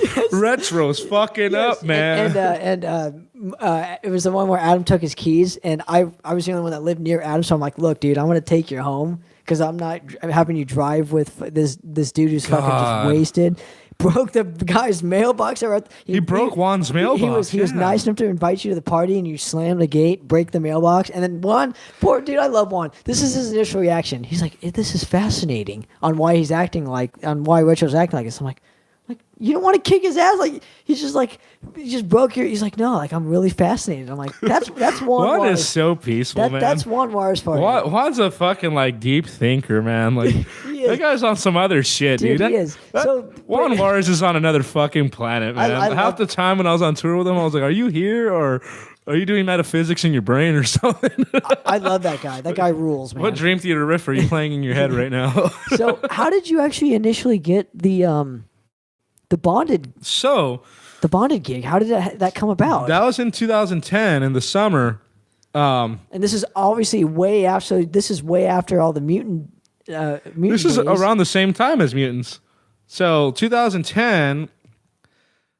I remember because it was the day of my sister's wedding. So I'm getting ready, right? The day of my daughter's wedding. The day of my daughter's wedding.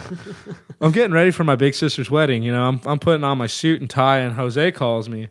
I haven't talked to him in a while. You know, last time I saw him, he was crashing on my couch and like "Hey, man. refusing to buy me beer like a prick. It's like, "Hey man, I can't be in bonded anymore." Yeah, so he was like, "Hey fool, what are you doing?" And I was like, just getting ready for my sister's wedding. He was like, "Oh fuck, you busy?" And I was like, "No, what's up, dude? I got time." Like, I'm not one of those people that's always in a rush. I actually plan shit ahead and like to have like plenty of leeway. Yeah, I got time to fuck around. I don't have to be gone for another hour. What's up? What you want? How's the road? Blah blah blah. Small talk. And he was like, "Hey man, I think I'm gonna leave bonded, dude." And I was just like, "What the fuck?" you do a great impression. That's rad. And I was just like, "What the fuck do you mean you're gonna leave bonded? You fucking idiot! Don't be a fucking coward. Get back on the road and fucking tour, dude. Quit being a bitch." He's like, "Blah blah blah. I want you to sing." Wow. And I was just like, "Oh fuck!" But I still thought he was fucking with me. Because, you know, like me and him, we joke around pretty hard. Like a lot of people don't know this, but me and Jose are actually pretty fucking good friends.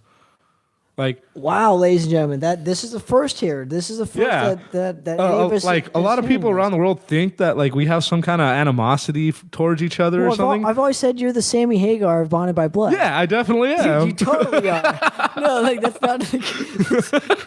No, I've told you that multiple times. Definitely, like, you're Sammy Hagar. Yeah, dude. So, but like, and he's David Lee Roth, dude. But he's definitely the David Lee Roth. He's so we go way back. Me and Jose, like fucking. Wow, but you guys don't hate each other. We don't. Like we actually go get beers together in downtown Pomona like often. He's a great dude. He's engaged to one of my high school friends. Yeah, Vanya. Yeah. Yeah, someone that I grew up jamming metal with. You know, like she's rad too, man. Dude, Vanya's cooler than shit. So like a lot of people don't know this, but like Jose called me personally and asked me to take over for him because he didn't want to do it anymore. Wow. Yeah. I think everybody should rewrite all these reviews that have been shit talking Mauro for. So like he hit me up because he's like, "All right, you're like our number one fan. It's only fair." And I was like, "Oh, hey." He's like, "Yeah, you were at our first show. You've been to like almost all our shows. You fucking know the songs. Like, we're gonna send you our new album. Learn it and hit the road." So, you know, I got off the phone with him thinking, this guy's fucking pulling my chain. What day is it? I was like, it's fucking August, not April, you piece of shit. You're a little late for April Fools. So then Carlos calls me, and I was just like, all right. This is real. This joke's getting heavy because Carlos is a serious motherfucker. Like, Carlos... like, hey, man. Like he jokes around in person, but, like, he's serious about business, you know? Like he's a jokester and all this stuff, but when it came down to band stuff, like he was like the serious one. Like as far as I knew from like hanging out with all the Bonded by Blood guys before I was in the band for years, like because I hung out with them from like 05 to like fucking until I joined the band. So when I joined Bonded, I was like already well acquainted with them. Like me and Alex Lee went to high school together, like since like 04 to 08. Well, he graduated before me, but yeah, I met Alex Lee in 04 before he Bonded by Blood started, like the year before. Obviously, you went going back to what you said earlier when hey, play this riff. Like, obviously you guys knew each other. So like when he started a band, I was like the first person he told. He's like, "Hey man, I started a band and we're playing a show. You should come." And I'm just like, "Holy crap, hell yeah!" This is around the time that I had just started going to local stuff. Right. So you went to a show, and obviously years later, I became well acquainted with all the guys, etc. I already knew everybody in the band. So Jose and Carlos call you at 2 separate times on the same day. I guess they weren't even talking because they were butting heads. So Carlos didn't even know that Jose had already called me. No, you didn't tell him this. Obviously, this is probably the first time he's actually hearing this. No, I told Carlos, like, halfway through him telling me the whole thing, I'm like, hey, I talked to Jose like 10 minutes ago, and he told me all the same shit. I thought he was fucking with me. He was like, no, you know what? It's just not working out with Jose. He wants out, and we don't want him. It's like there's just a lot of shit going on, etc. A lot of politics, a lot of and bullshit. like still to this day, like Carlos doesn't give two shits about Jose. Like he'd just rather not be around him. He'll work with him, but like for the most part, like I'm not sure like what happened on the road, but Carlos is just kind of like I don't want to be around him. I'd rather not. I'll do shows with him, etc. Here's the thing. That's me, and he keeps it casual, you know. Yeah, that's kind of me. And I can't see them having a beer together. I know Jose like doesn't really care. Like he's like, oh, whatever, that's the past. Right. But I think whatever happened before I joined the band, like Carlos can't deal with it. Dude, here's the thing. I get it. Like when you had mentioned the drummer earlier, I was like that. It's the same thing. It's just like Darren. I haven't seen him since. No, not him. No, I'm talking like backstage thing. But I won't have a beer with him. I don't want to be around. I'm just I'm casual, but it's just like I mean, like I get it. Around that time, you know, like up until pretty recently when we started doing those when I moved back to California, I started like, you know, kind of hinting like, hey man, we should have Jose come up and do some songs with us. Right. So wait, back up. So I remember it was 2013, I think, and you guys were playing the House of Blues in Anaheim. Oh, I remember that show. Yeah, I remember I was backstage and we were trying to give Juan directions, and we were like, "No, you go here." And I explained it like to a T, like where to go, and he just he couldn't figure it out. He kept getting lost. Yeah, he kept getting lost. Him and Mauricio. And so I was backstage for that, and you had mentioned like before the show or something, where it was like yeah, we might get him, but we don't know. And then obviously he was there in the audience, so it was like almost a definite thing. I thought it was going to happen, but it just didn't end up happening. Well, like I guess the last show that we did, and it was you and Ex Mortis, if I'm not mistaken. Yeah, it was us, Ex Mortis, and Satriarch. That was the other one. And I can't remember the other bands. It might have been Power Throne. No, that was way. I thought that was way later. Huh. I don't remember. Those were the three that I remember. Yeah, those were the main three bands. And it was a free show. Yeah. So that's how the whole Bonded thing happened. They hit me up and were just like, "Hey, man, we're on tour with Exodus right now, and after this, we have a tour with Gamma Bomb, Evil, Forbidden, Overkill. We're gonna be out for 3 months." When Dross played that show with you guys out here. And so what I did after my sister's wedding, obviously, I went to the post office and got my fucking passport. Now I got all the paperwork for it. And then, just in case this wasn't a joke or anything. Yeah, so I got all my paperwork together and ready. And so I had 2 weeks to learn a set list, multiple set lists for 3 months of touring. Now, how many songs per set? It was 30-minute sets and more. So it was like, you know, for the opening slots of the tour, for the 30-minute sets, it was like 5-6 songs. But then we had some songs we were rotating out, because it was like a 3-month tour where we hit some of the same cities again with different lineups. You don't want to play the same songs every fucking show. That many months or that many shows in a row. You know, like people are going to get tired of it. I'm sorry, Evil, if you got any of you are listening. Sorry you had to hear our set for 87 dates. 87 for my first tour. In a row? No. It was 30. It was 90 days with 87 shows. Holy shit! Dude, that's like a day off every fucking 30. How the fuck do you? So okay, wait, back up. I almost died a million times. Yeah, that's what I'm saying. Wait. So you get the gig. Your first tour, and this is after the Exodus tour. So you didn't get to tour with Exodus. I did a live audition. Okay. You're right, because I was there too. Yeah, with Another Disease, I want to say. No, I think it was Immortal Life. You're right, it was Immortal Life. Because Jose ran out like towards the end and like took the mic from me and started singing. Yes, he did. I was like, after the show, I was like, dude, did I fuck it up? He's like, no.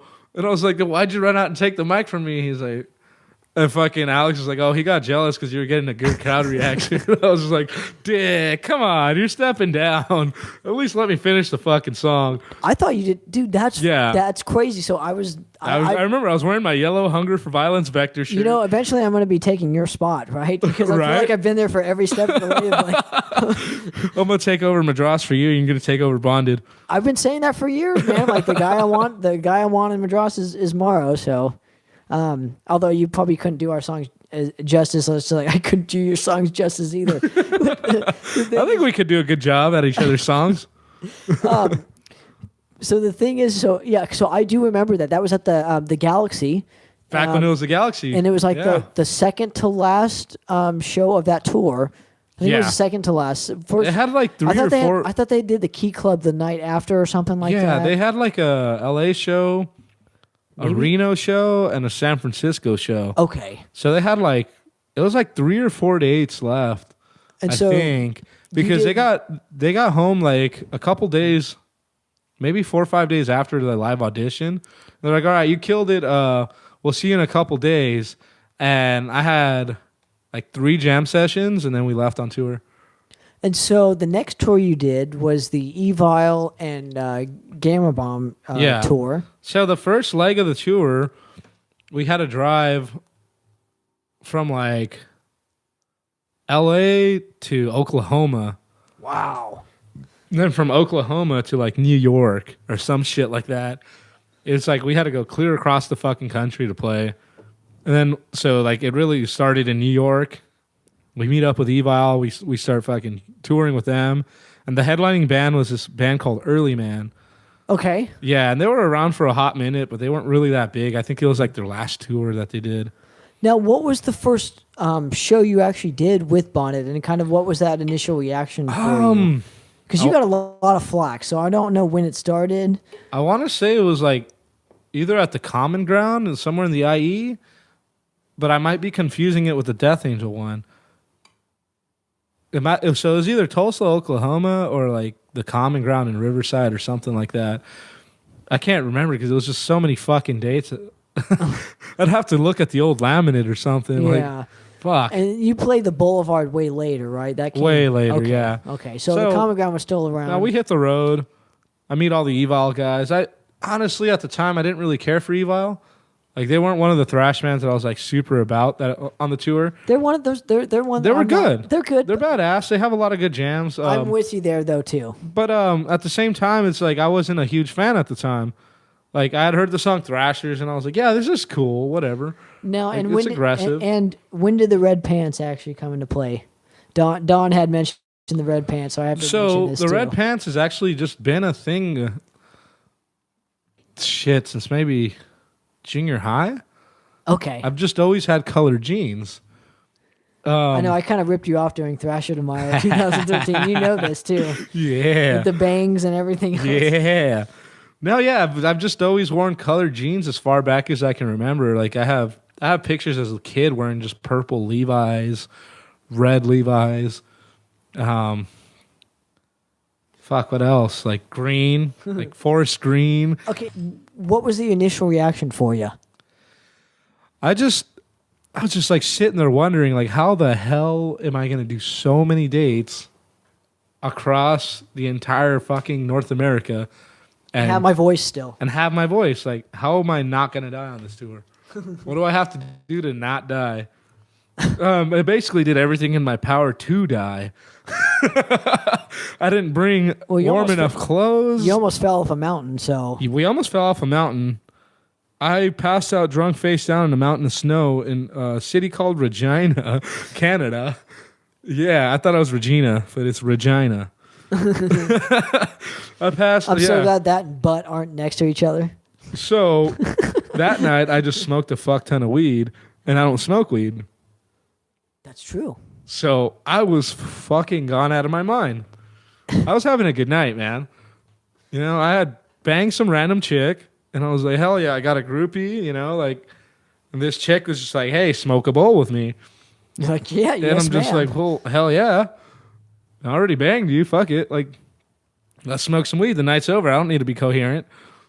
You're just gonna go home after this. It's not like we're banging again. It's fucking like minus 10 degrees outside. Now, how long did you last during this? Like 4 minutes, 5 minutes? The bang session? Yeah, dude. That was like a 10 minutes, dude. Oh fuck, dude. That took my time, man. It was like I'll tell you about this little room, man. So there's like this big ass backstage. It looks like when it's like open normally, it looks like it's a venue with two different stages, right? Okay.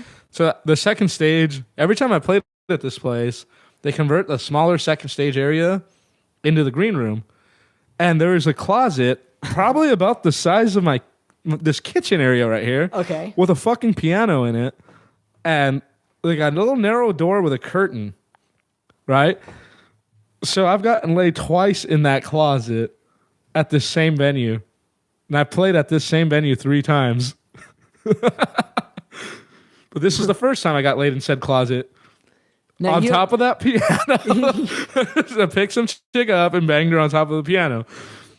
And it wasn't until like we were done and getting dressed that someone was like standing next to the door like, who the fuck is fucking with the piano? Because they heard a couple keys go off like while we were getting dressed. And, I walked out just like, oh, hey, what's up? So you playing piano in there? And then the chick walks out behind me and like, yep. One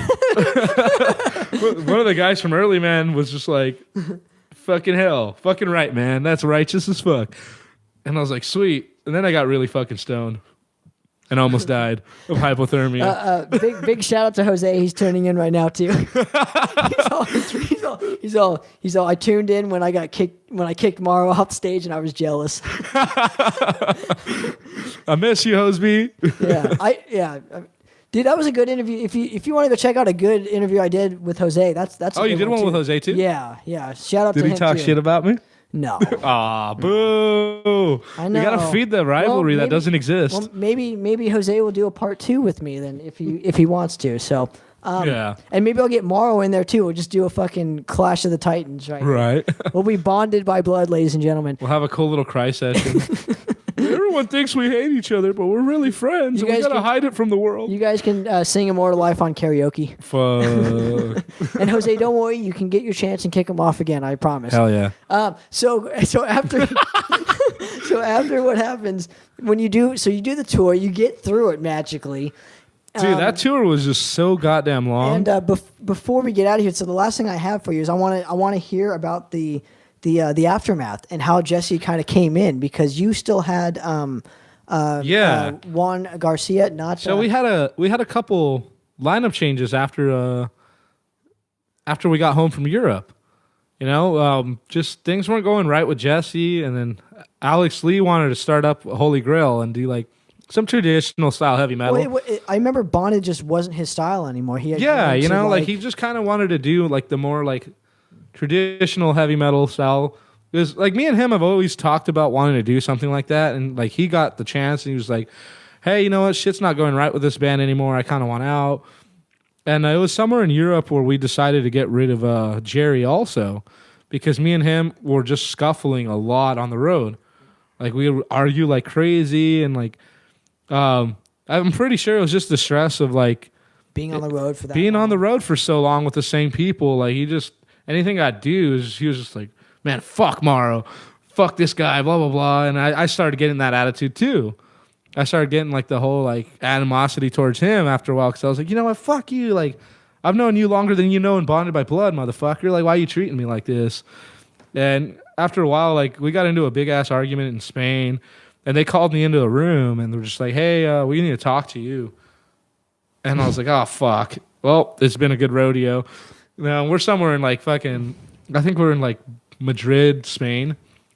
And then they were like, hey, like, try to keep it cool for the rest of the tour. And I was like, hey, man, sorry, I lost my cool the other night, blah, blah, blah. And they're like, yeah, we're getting rid of Jerry. They were just like, we decided he's got to go.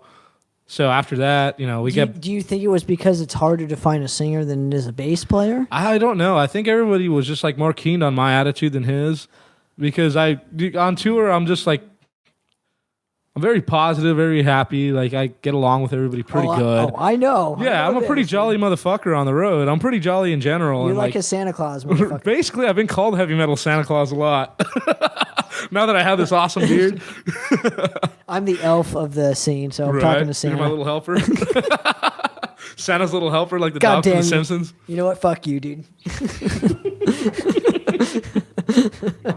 Anyway, so You know I love you. I know you do. And then I do too. yeah, after that, we had a couple people float around in the band. You know, we had Ben Bennett. He used to be Right. in That, for like a Warbringer. second, dude. That was only like a He couple of lasted shows. like 2 tours. You know, he One did of the the whole tour- Sepultura run with us. He did a show in Mexico City with us. And then after that, he was like, "Hey guys, you know, I live fucking far. I live in Newberry Park, and I don't know. I don't even know what the fuck that is. Ventura area." Okay. He's like, I live in Newberry Park. This is fucking far to be driving to Pomona for a band that isn't even mine, that I'm not in. He's like, and I'm not interested in joining. He's like, I kind of just want to move somewhere else. He ended up moving to Seattle and starting Zoth. Or yeah, it was He had- Seattle or Portland. I can't remember. He's I in thought it was- Seattle. okay. But before that, he did a band called Hollywood Jesus with Adam. from That's right. Warbringer. Yeah, he did. But yeah, so and we had this guy named Brandon playing guitar for us, and he just didn't last for shit. I remember that guy too. Yeah, he was from Vegas, I think, and like just he showed up off the bat without a penny to his name, nowhere to stay. He didn't know anybody. He barely knew the songs, and it was like some guy that our manager sent us. And we're just like, who the fuck is this guy? Like, this guy kind of sucks. Like, we didn't want to be dicks because like, there's like, all right, this guy wants to play rhythm guitar, and like, I think it was like the halfway point of the Sepultura tour. Okay. Somewhere in San Diego, we're just like, you got to go, dude. Go home. He's like, we get the sent fuck him out home. of here. Like, we all like agreed, like, you got to go. And he was like, all right, I'm going to go. So he left. And that's, I guess, they met Jesse through the Holy Grail, or through that Exodus tour where I tried out. So Jesse auditioned, and at first all the guys were just kind of like, you know, this guy on tour was kind of a pain in the ass. Like, the guys were kind of like standoffish about getting Jesse in the band. And I was like, hey man, like, he's a hell of a player.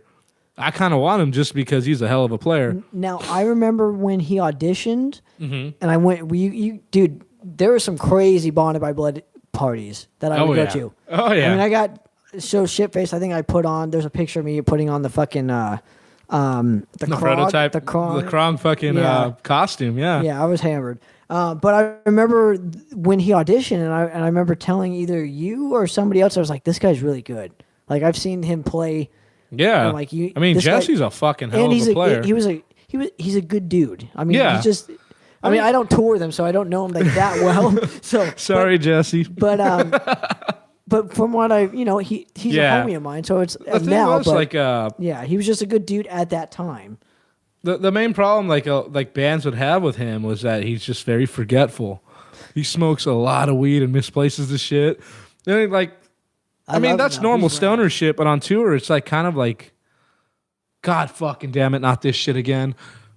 You'd be like, oh fuck, where's this? Where's that? And like, you just get so tired of hearing that every single day, like that people don't want to work with him because of that, because he's just Forgetful. forgetful. And like, you know, like I used to be like, I used to get so fucking annoyed. I was just like, around that time, I was on such a short fuse already. Like when Jesse joined, like any little thing you do, I'd just snap and be like, fucking Jesse, goddamn it, get it together. You know, I'd just like flip out on him, dude. I'd go fucking nuclear over nothing because like when we'd do tours, they were usually fucking long, dude.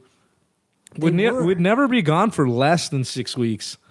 Yeah, but the problem Yeah. is you'd have like 2 days off. Yeah. It's not the 6 weeks. It's just like you're gonna play 30 shows and have 1 day off. Exactly. I'm like, wait, what? It's we're like gonna we would what? tour so fucking relentlessly. No. Like a lot of people complain about like having long tours, but like it wasn't the long tours that really got to us. It was the lack of days off. Now, I guess I just don't understand like why you guys had it. Was it a bad contract that you signed, so you had to take tours to make up for like the Well, lost we had a very revenue? cutthroat like, what? agent that would basically threaten to ruin our lives if we didn't accept the tours, even though they were shitty offers. So like in the beginning when I first joined the band, like we all didn't really know we could stand up to him. Right, but, you can have some negotiations. or Yeah, we didn't rules, know yeah. like negotiation was like an option. a thing. This guy was just like, have you ever seen Tropic Thunder? Yeah, You remember Tom Cruise's character? yeah. That dude. was basically our booking agent. Did he look like that too? Yeah. He fucking looked like that, but fatter. He looked like that. I'll fucking rape you, blah, blah, blah. Like shit like that. He would like just yell. I will fuck you up. I will fuck you in the ass. I will ruin your life. Like he'd like tell us shit like that. Dude, that's and like up. we were like a young band of like fucking 21, 22-year-olds. So we're just like, okay, mister. we'll do what you We'll say." play fucking 30 shows for $100 a night. So, Or we'll play 87 shows for $100 a Jesus. night with fucking 7-hour and drives. that's the crazy thing too. You guys would just play like shows for like no money, It was like and you guys were like the ridiculous. top of the cream. Like it was like Yeah. it was Warbringer and Bonded. Like you guys were It the wasn't. same. It wasn't until like after Mexico, before we recorded the aftermath, that I decided like, fuck this. Is your phone dying? Yeah, it is. I That's have a charger. okay. Let me grab it real but here's quick. the thing: we're almost done with the interview, so by the Okay. time like we get done with it, it'll be fine. So We haven't even talked about tracking yet. I know. I don't want the phone to die before we talk about where the am I album. supposed to plug that fucking thing in? Oh, right there. I Yeah, have a how- pretty long cord. Okay, It's like a 6-foot long We'll cord. go grab it and Yeah. I'll bullshit with the audience. So we're taking a quick, I guess, hiatus right now. Marlo's gonna. Holy shit! Do you shut? Marlo likes to shove this thing up his ass daily, and so wow, that is a lot. Why do you have such a long cable there? Just because like a lot of lady guests that I have over have like iPhones, Okay, and my outlet's pretty far from my bed. And Like like that is- usually chicks like to lay in bed and look at their phone while it's charging. I don't know. yeah. I just like having long phone cables. Why are you banging or whatever? That's cool, Whatever. you know? Yeah, But whatever. yeah, so where was I? Damn, like I'm like really impressed by how big people. That's what she said. She's always impressed by how long it is. Not really. At least it's white. Sorry, bad joke, ladies and gentlemen. So, okay, let's get to it. Yeah. So after the Mexico gig, After the Mexico gig, I had like a really big falling out with the booking agent. He said I'll never fucking work with you guys again, blah, blah, blah.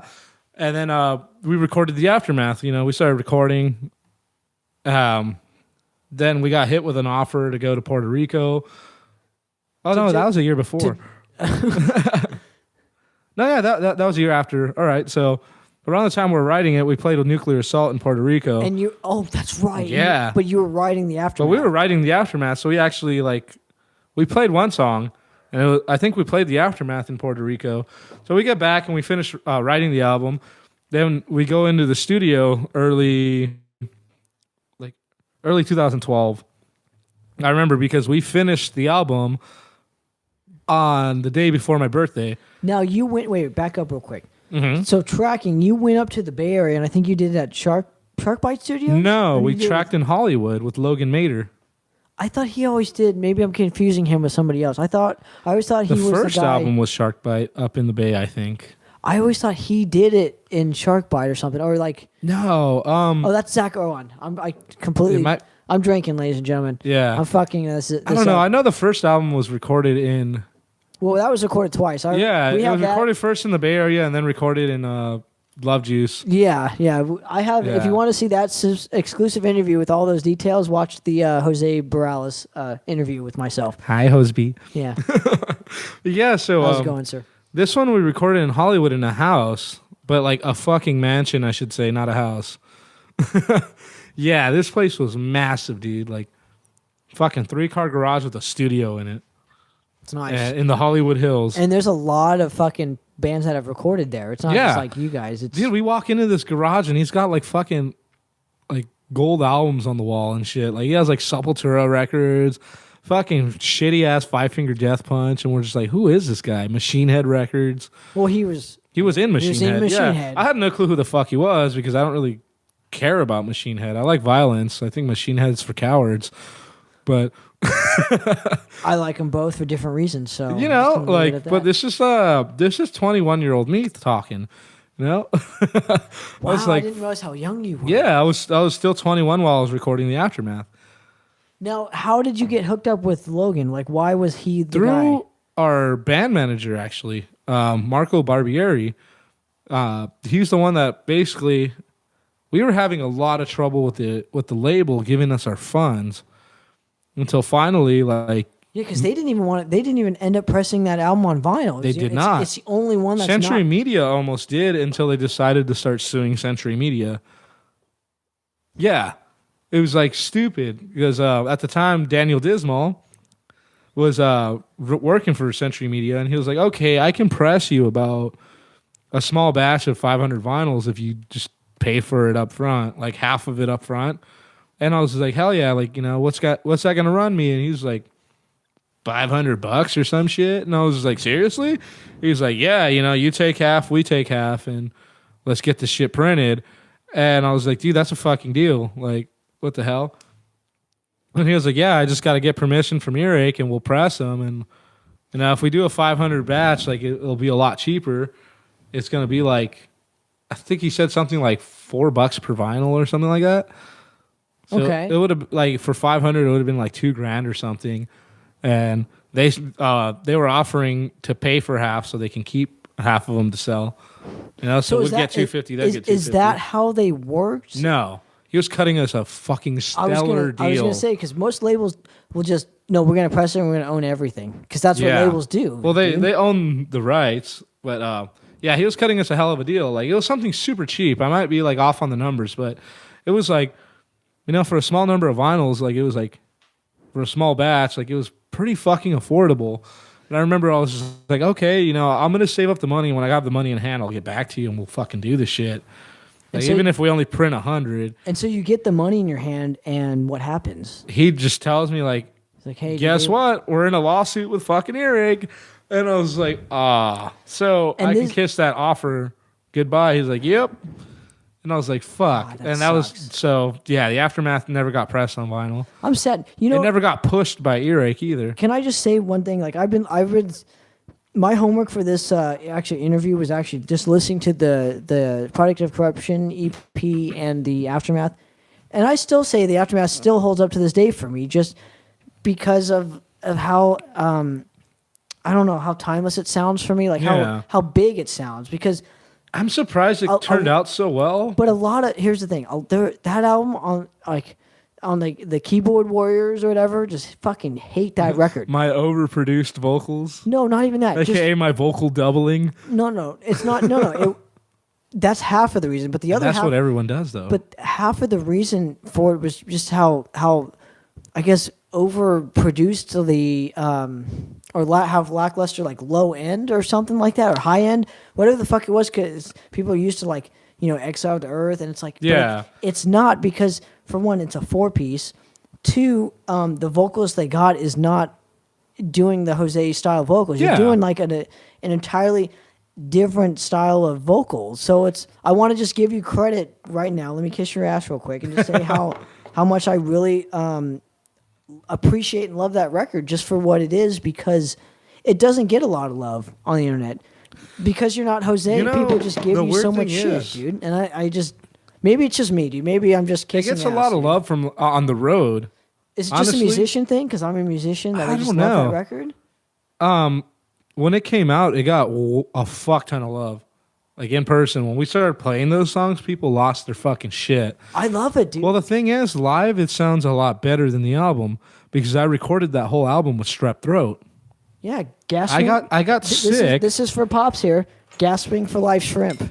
As you're gasping for life, Shrimp, you know, like that line, like literally, I wrote it in the studio. Obviously, that's not it. But every time I hear it, it just As you're gasping for life slipped away in a panic attack. Yeah, but I always thought when Pops told me that ruined the song. I'm like, I can't unhear that, dude. Or it's like, I can't hear you. Dude, well, now it ruined it for you. So now every time you hear it, you play. Oh, it live, man. you probably gonna say gasping You know, for life we've shrimp. made up so many funny innuendos for songs on that. Crying like in the crying shower. in the shower is definitely Beating one on of my them. meat.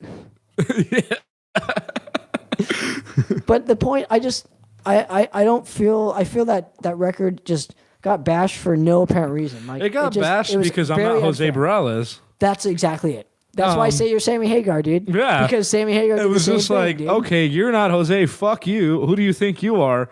Well, I'm dude, just like, I think I'm the guy that got asked to take over. I don't know. by like- Jose himself. by So Jose. I did not know that. I got a personal call from the guy, You know, we're kind of friends. We have each other's phone numbers. We hang out. Yeah, we grabbed. This would probably blow all the Jose loyalist fans out of the water to know this, that we've been hanging out since maybe '05, and we haven't stopped hanging out. Like, we like to pretend we have a little beef going because it's funny, you know, but really, it's like we go get beers together all the time.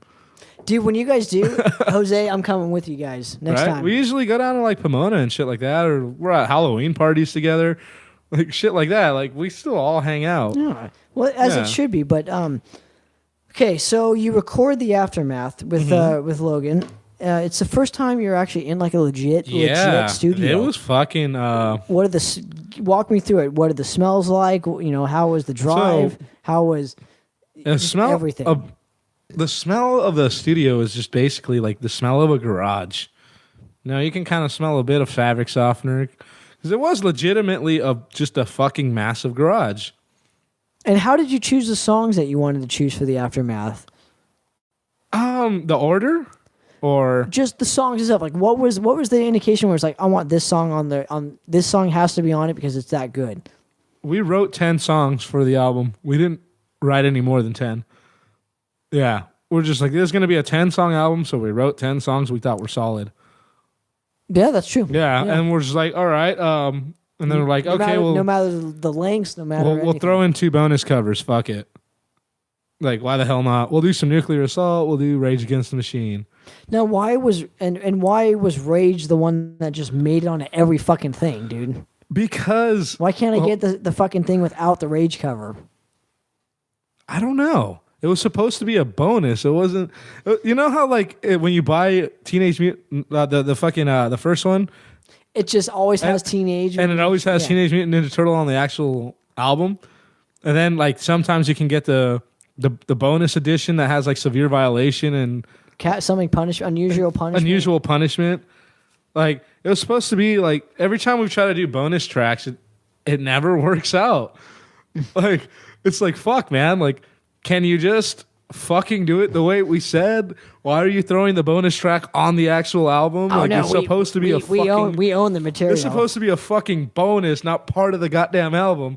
You know? I don't understand. Maybe it's just because here. So it's supposed to be 10 songs. I love covers. I just don't want fucking covers on the record. Yeah, it's a cool bonus thing, but I don't. Yeah, want it on so the like record. Nuclear Assault and fucking Rage? Killing in the Name of. Yeah. Was supposed to be on a second disc that's on the deluxe version. Only one made it. Only the Critical Mass made it onto the bonus disc that you would buy as a pre-order. Exactly. So there was supposed to be like a 2-song bonus disc with the fucking Nuclear Assault and Rage cover, and then the actual CD was only supposed to be 10 songs. This blows my mind. Like, why? And what's going on? I don't know. The same thing happened with Exile to Earth. There's a bonus track called More Worlds Than One. And you guys only played it once? We've played it in California? In California once. And I was there. Mm-hmm. San Bernardino. It was at the Boulevard. And I remember that place. Yeah. It was at the I think it was at the Boulevard. But I didn't know it at the time what the fuck it was because I had never heard it. So that just completely didn't make it onto the album. That's a good track too, It's man. great. We actually played it live. Dude, if Eric's listening, like release all this shit, but put it on vinyl and put everything on it, dude. We've played that song a couple of times just like as a why the fuck not type deal. Like because Jose they never played that track ever. Yeah. So they never played a couple of the tracks with Jose that I got to see with you on vocals. No, that was your phone. But you guys played God damn it, Desolate Future for the first time. Yeah, with me. Yeah, with you. So when I joined the band, the album was about to come out. Yeah, it came out like the day before we went on tour or some shit for it. Exiled? That's not true at all. Oh no, it might have been out like because I bought it at the Galaxy show. So. That's right. It was out in August. Yeah. So when they called me to join the band, it wasn't in stores yet. You guys were just selling it at shows or something? Yeah. Okay. It wasn't even in stores yet. I had to go to Juan's house and ask his mom for a copy. of Exile to Earth, That's so I could crazy. learn the songs because the only thing on there was a title track And there's online. there's no Spotify, ladies and There gentlemen. wasn't Spotify yet. Okay, so then after all this shit happens, you go and record. What is the first track you actually started recording vocally for the Shit. Aftermath? I think we might have started with the Aftermath. The title track. Yeah. I think we started with the title track or...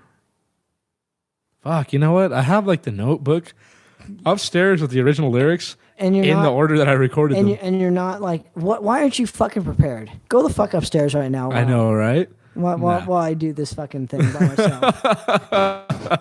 Yeah, I just remember we started recording and I was just so fucking intimidated because it was just like such a professional like Yeah, and area and, you like- had never been under a microscope in front of like. yeah, and like Logan Mader is a very menacing looking person. He just looks so fucking over it. Like, he's not a very enthusiastic, bubbly person at all. This guy just like he just has that new metal look to his face where he just looks like he fucking hates life and like he just doesn't want to be there. So like our fucking sound engineer like just did not look enthused at all. He just looked so fucking like over it. And like later on I found out that's just his fucking face. He was actually having a good time most of the time recording us, but he just looks so goddamn stern and disappointed the whole time we're recording. Well, so when you're recording the Aftermath, the title track, what was your first impression? So as soon as you opened up your mouth, it was like, what was going through your head at that point? What was going through my head was, I wish I didn't have strep throat right now because I could totally kill this way harder. Yeah. So originally when we jammed all the songs, everything was a lot more high pitched and shit like that. It was a slightly different vocal approach for most songs. Like not the Aftermath in general. The Aftermath came out fucking spot on. But like some of the lows weren't as low as I wanted and some of the highs weren't as high as I wanted. So I was kind of stuck within a range that I can usually do way more than. Like my range was so limited because if I would go too high, I'd cough. If I'd go too low, I'd cough. So it was like I couldn't actually use all the tools I have because I was like limited by the fact that I have fucking strep throat. And most people are bedridden and dying when they have strep throat. Me, I'm in the fucking studio tracking 12 songs. That's how goddamn committed I was to this. Like, I didn't give a fuck. I'm just sipping hot tea and like fucking just going for it, you know? Like, with I Can't Hear You, like there's supposed to be way more gnarly falsettos and stuff like that. But all the falsettos in the album was the best I could do. I think they all came out great, dude. And the worst part was we could not reschedule the vocals and give me time to heal because the guy had like another project in a different country coming up after. He's like, "Oh, mid-March, I'm out." It's like after I'm done with you guys' shit, I got to mix and master, and I'm flying off to like record someone else's album. That's crazy. And I was just like, "Fuck!" So I guess I just got to do it. And he was like, "Dude, just do your best. Try as hard as you can." That's crazy. So you record everything. Alex Lee comes in for a guest solo on "Show No Fear." if I'm not Yeah. mistaken. So you want to know the story behind that? The whole reason behind Alex jumping up and doing a solo is because Earache wanted to sue Holy Grail. Yeah, because Alex was still technically owed them an album because he actually has a written contract with Bonded by Blood. And I had the genius idea of like, hey, if he does a fucking solo on the album, he's on the album. Technically, he gives. Oh, so it was a contractual thing. Yeah. And I was like, I wanted him on the album anyways. I'm learning so much about my favorite local band right now. I wanted him on the album anyways, and I was like, I'm sure the fans do too, because, you know, it's fucking Alex Lee. Everyone wants to hear that guy He's shred. the number 3 in my book. Yeah, I'm like, everyone wants to hear this motherfucker shred. Like, I think it'd be cool. So you're killing two birds with one stone at one point. Basically, like, you know, like, I don't want my fucking label coming after my old guitar player, like, and his band. Like, what the fuck? Mauro, you're too nice, dude. I was just like, no, fuck that. I don't care that he left and joined Holy Grail. I already knew about this. Like, there's no animosity there either. And you guys were red hot during this time too. It wasn't like I mean, you had gone away for a while and then came back. No, we It was didn't just go like, anywhere. It was just like It was like one tour after the other. Right. And so during this time, the thrashing was so prominent. And so Yeah. Bonded, to me, I mean, it was huge, dude. It was huge. It's what was big at the time. It's the scene that was huge, you know? So Yeah. it kind of makes sense why Alex was on there, not even contractually, just because it was. I wanted him to do more stuff, but he was also super busy, you know. Alex has a lot of shit that he does, you know, fucking slangs yo-yos, shreds guitar, teaches people whatnot. Yeah, he does a lot of He's stuff. a guy with a busy schedule. But at the same time, it was just like, hey, man. Because I really love that song. Like, Yeah. I really love this. But here's the thing. The thing that impressed me most with learning about the Bonded thing was just how great of a player Juan was. Mm-hmm. Because his shoes that he had to fill was enormous. My dude. God. When he stepped up to the plate, I was just like, why the hell haven't you been shredding on every album? But here's the thing. He's one of the best rhythm players. Yeah. Just in our scene as well. Oh, yeah. And- Dude, I'd love to start a band with Juan and fucking Adam Carroll. Oh, that would be sick. That would be dude. the tightest rhythm section in the fucking world, dude. That would be. And those guys both shred too. And they have like a different type of like crazy cool shred because That would there's be just sick. they're such heavy rhythm players. I'm They almost can do jealous like, I'm not a part of this. But I'm right? You can play bass. No, you Bass and backup vocals. No, you need a good backing player. But that'd be great though. Man, if you imagine had- that. Like, dude, those guys are just I'll start a band with Bomber. you know, That'd like be fun. when I toured with Warbringer, like as their merch guy and stuff, like I saw a lot of like Well, okay, wait. Back up real quick. this is where I got that cool idea. They have a lot of the same stylistic, like No, just not solid. even not even that. I forgot about this. Oh yeah, my roadie days. So after the Bonded stuff, this was after. I don't think this some of it doing- was in between.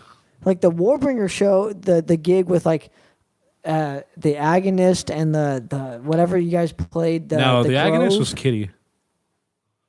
Yeah. Yeah. So whatever gig was When at I was the on tour Grove- with the Agonist, that was in between tours. Well, when I merched for them, I did the Agonist first, and then I did Warbringer, and then after Warbringer, that's when I started moving out of California. That's right. Yeah, that's when I moved to Arizona. That was a whole long adventure. So, you know, we recorded this album, and I finished tracking my vocals And then you do a music video on my fucking birthday. Wow. Yeah. On my 22nd birthday, I finished tracking. Now I get home from tracking, and it's fucking March 3rd, technically already. So I get home, and a bunch of friends are at my house. Surprise birthday party, you know? I get home like around 10 p.m. on March 2nd, and they already have like fucking cake and everything. Surprise birthday party ready to go. I'm just like, holy shit. I can barely talk at this point by now, but next thing you know, all night rager. But yeah, tracking was something else because like, first day in the booth, I was just I was killing it, but at the same time, I was nervous as hell. The second day, I fucking completely fell apart. Like, I don't know what the hell happened. The first day, I was like fucking tearing down songs in one take, like one or two takes and shit like that. And by the second day, I just completely fell apart and went down to line by line. I just had to do it one line at a time because like my throat was just drier than hell. What was the hardest part when recording that record for you? The highs, the lows? Because the mids are Not probably the easiest. coughing. Okay, well, I'm not talking. I'm talking about like certain lines or certain notes that you couldn't hit, or I like couldn't falsetto. because of strep throat. Yeah. Yeah. Have you ever tried to falsetto with No. strep throat? No, but I've had. Have you ever strep throat. tried to do No. low guttural vocals with strep throat? Have you ever tried drinking a beer with strep throat? It's not. Oh, good. it feels great. But yeah, so like, day two, I was like, my throat was already taxed. And I was just like so focused on not like fucking up and coughing that I was just fucking up everything. And like the fucking sound engineer's like, so can you dial it back to yesterday and stop fucking being terrible? And I was just like, if I had the resources, yes. But I wish I had that footage. my throat is so spent. And my bass player's like sitting there just like fucking. But you had footage of it though. We do. Were you We playing? only recorded the positive stuff. Of course, any band does that. Yeah, they didn't record me fucking up and coughing up blood. Besides us, I mean, Madras definitely takes advantage of that shit. We'll fucking put that shit out, no problem. But so, did you ever plan on releasing anything for this? You just recorded studio stuff and then never did anything with it, or is it all available? It was supposed to be for like a DVD, but again, earache shit. They wanted us to record studio footage and put out like a DVD with the music video in it, right? Makes sense. But they didn't want to pay for the music video, and they didn't. Okay, we'll get there in a second. I want to learn more about this, but I'm just going back to the studio. So that's why we started recording in the studio. You know, like home studio footage, recording, blah blah blah. I think Jesse still has the footage because he was the one mainly recording and editing. He's like the tech savvy one. He released some stuff. He was the tech. Yeah, he was definitely like the guy, the AV, the audio visual guy. That was him.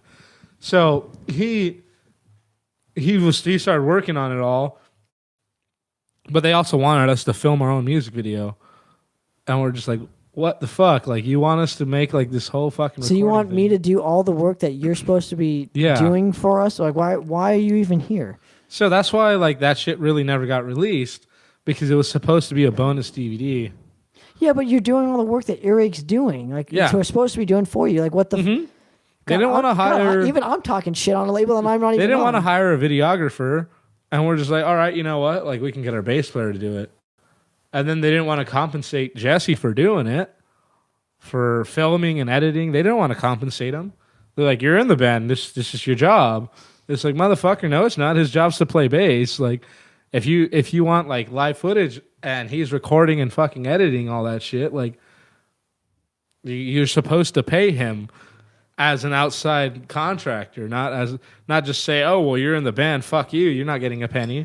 It's like, what the hell? No, just because he's in the band doesn't mean he's not doing extra work that needs to be paid. Yeah, but so that's what happened with the recordings. That's so weird. Yeah, it's just there's some weird things. With Earache, it's like they were a pretty good label, but they just don't make a lot of the right decisions, you know, and they kind of extort their bands and kind of like squeeze them for every penny they're worth. And that's why Municipal Waste isn't on there. That's why Carcass isn't on there anymore. Like all the big bands they had dropped. Like, they just didn't know how to treat their people right, and they just try to, like, you know, they try to cut as many corners for profit as possible, and it's kind of like, after a while, people get kind of tired of that shit. Yeah, it's like, all right, you can only squeeze so many dollars out of us. You know, it makes a lot of sense, though. Like, I'm learning so much, and I appreciate you giving me the opportunity to interview you on obviously your career, but this stuff, hugely valuable. This is like behind the scenes shit that people don't know about. So we try to do so much cool shit that the label just kind of like, go for it, but pay for it yourself. We're just like, that's fucking weird. So who paid for the music video? Scion, the car company. They hit us up and they're like, hey, we're putting out music videos. You guys have played one of our shows before. That was the famous Scion Rock Fest in downtown Pomona with Vector and no, not that one. We got in contact with them because of the year before. All the Atheist and... Death Angel, Municipal Waste, that one. So we were already in contact with them because of that one. And they were just like, hey, we want to make a music video with you guys because that's what we're doing right now. Right, that's what we do. And we're just like, fuck yeah. You know, we've been wanting to put out a music video forever since like the last one that came out. We actually had plans to do... I wrote scripts for 2 music videos. Yeah. Now, what were they? And what was used? Left Behind was going to be a music video, and we were going to film it in the high desert, and that was going to be like a very Mad Maxy, like kind of wasteland type shit. You've been hanging out with Evelyn too much, right? Well, we were both totally about that. We were both about that whole wasteland shit. Only the IE people get that joke, right? So it's fine. Well, she's from OC. Evelyn was from Fullerton. Yeah, but she used to hang out here, yeah. She's pretty much from IE, dude. Oh, she lives in Seattle now. Yeah.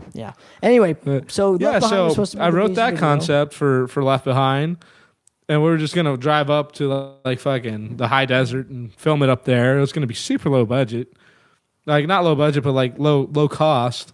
to make. Well, that's the we same. just had to get some military like That's fucking the same fucking thing, dude. Yeah, just get some military costumes and fucking walk around like we're a squadron that's lost in some foreign land.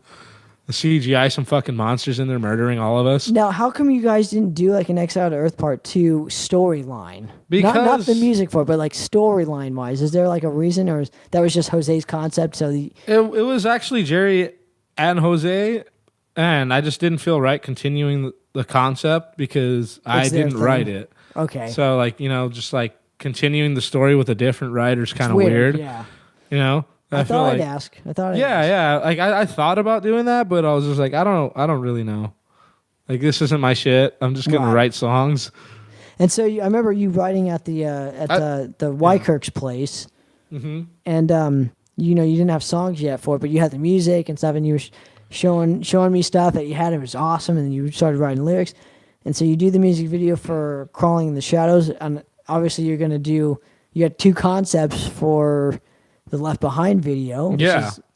And then was the other Crawling in the Shadows, or was the Crawling in the Shadows is the other one, and it was the original concept got turned down, so I had to rewrite it. Now, what was the original concept? I guess sexual predators. I'm not even joking. We'll finish. Crawling in the Shadows was like a song about a sexual predator. Wow. Yeah, so it was supposed to be like some gory peeping Tom type shit. No, you the peeping Tom? No. Was there a piano here anywhere? It was just gonna be like I was gonna reincorporate like the Mechanic Eye villain, like kind of like how you see on like the cover of Feed the Beast. How's that guy with the mechanical eye? You mean Brutus? No, you mean Kurt Russell? Yeah, the Kurt Russell looking guy. His name was Brutus. So I was gonna reincorporate that into like the music video.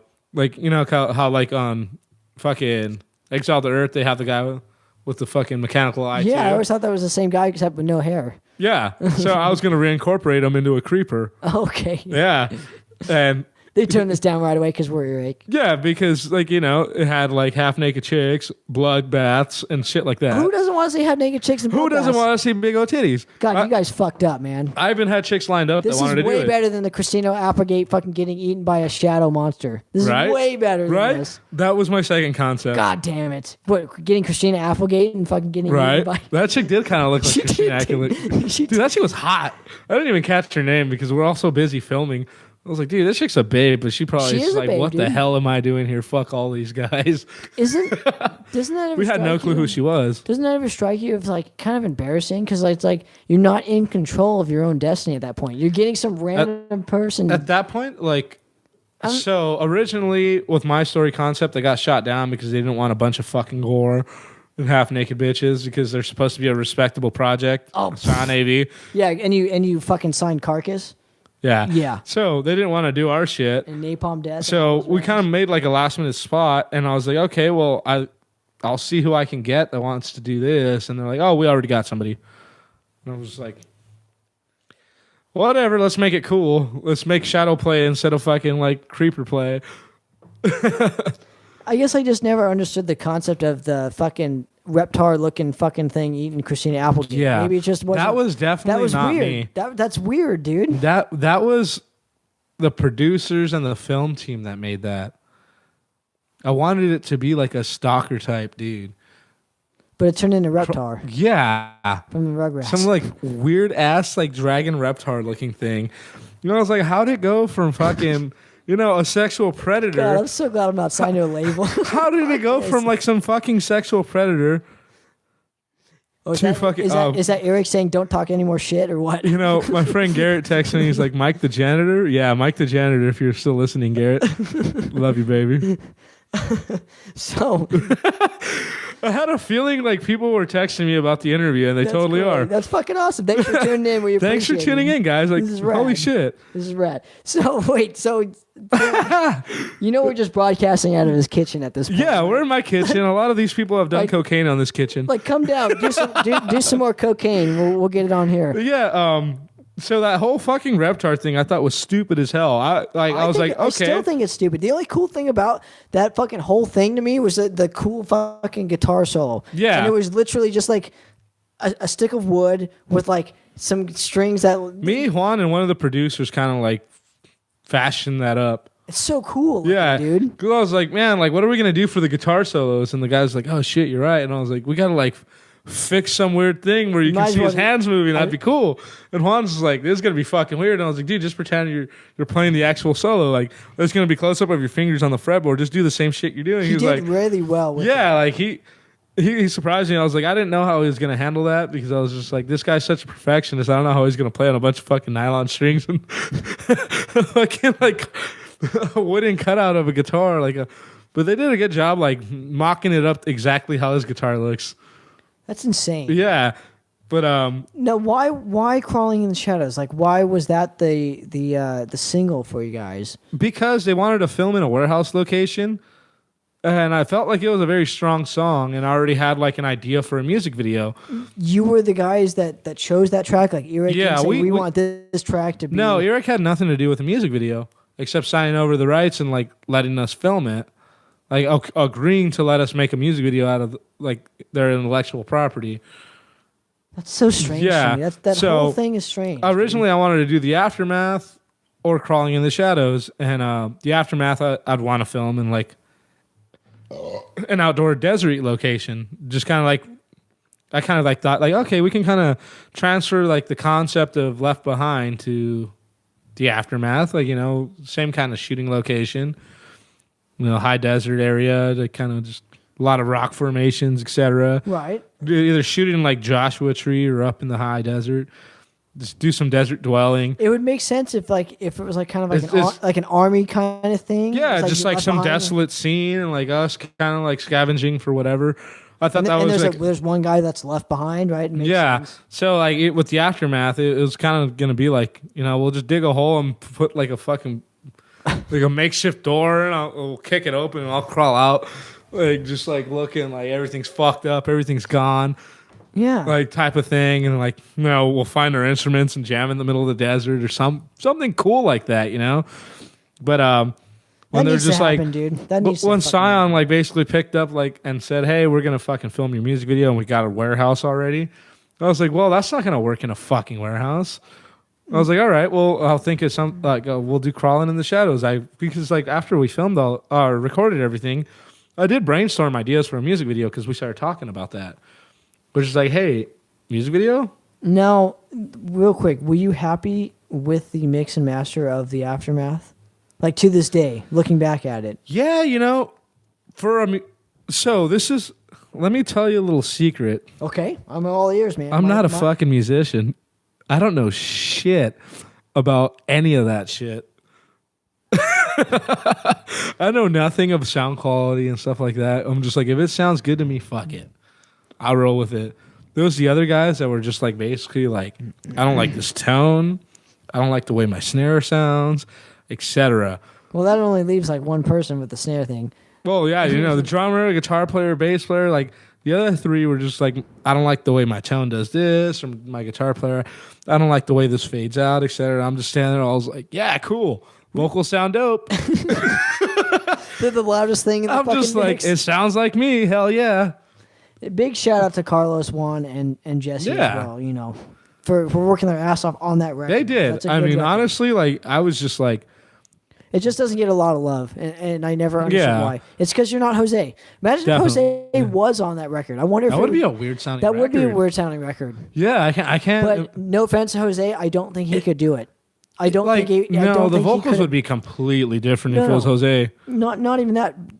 The way that they wrote that record was towards your kind of vocal style. So his vocal style is completely different from yours. So it's just it wouldn't match. It would still be the almost in the same thing, but I just think that you were the better choice for their sound at that time. I could kind of picture Jose singing the Aftermath. Instead of like a creator sounding vocals, it'd be more like well, he has a more violence kind of stuff to it. I was not informed, I was not made. You know, like the whole Jose B sounding.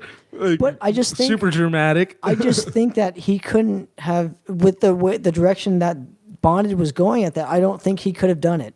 No offense, like in the style that would have made sense to it. I thought I accidentally unplugged myself being ridiculous. Yeah, you probably just blew the fucking headphones off your head, dude. So you do Crawling in the Shadows music video, right? Uh-huh. And you do some touring for this. And you My guys God. you guys are writing the 4th record at this time, Yeah. which never It never saw the light of day. Never saw the light of day. So the weirdest thing was, you know how like you say it doesn't get a lot of love, like the album itself. Yeah, but here's the live thing. it did. But here's the thing: Earache didn't put as much effort, in my opinion, into that record as they did for the first 2. You know what's fucked up? Scion AV put way more in than the actual label. They pushed our shit more than our label did. Yeah, they made our music video. They fucking had a label showcase for Earache, and guess how many Earache people were at that? 0.0. Fucking zero. There wasn't a single Earache representative at the Scion Earache showcase. How sad. How Right? sad is that?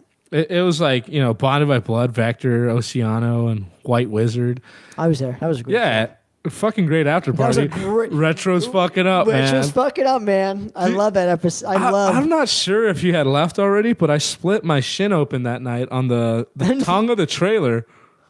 I split my shin after after the whole Retro thing.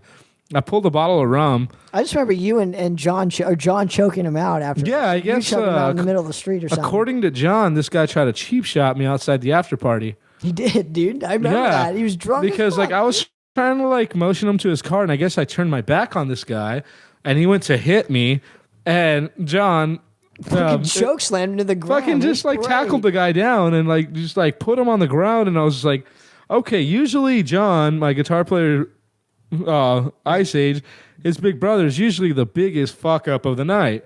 He usually gets really fucking drunk and does dumb shit. Yeah, but he's et usually cetera, like really but nice though too. Like he's very sweet. He's very sweet, but he's usually falling over on people. Just like he gets pretty sloppy, you know. He fucking likes to party. He does. He fucking dude. parties, Fucking you know. Parties, you know. But you know, so usually he's the guy that's like partying out, like just kind of getting on people's nerves sometimes because he's a big fucking guy and like knocks into things.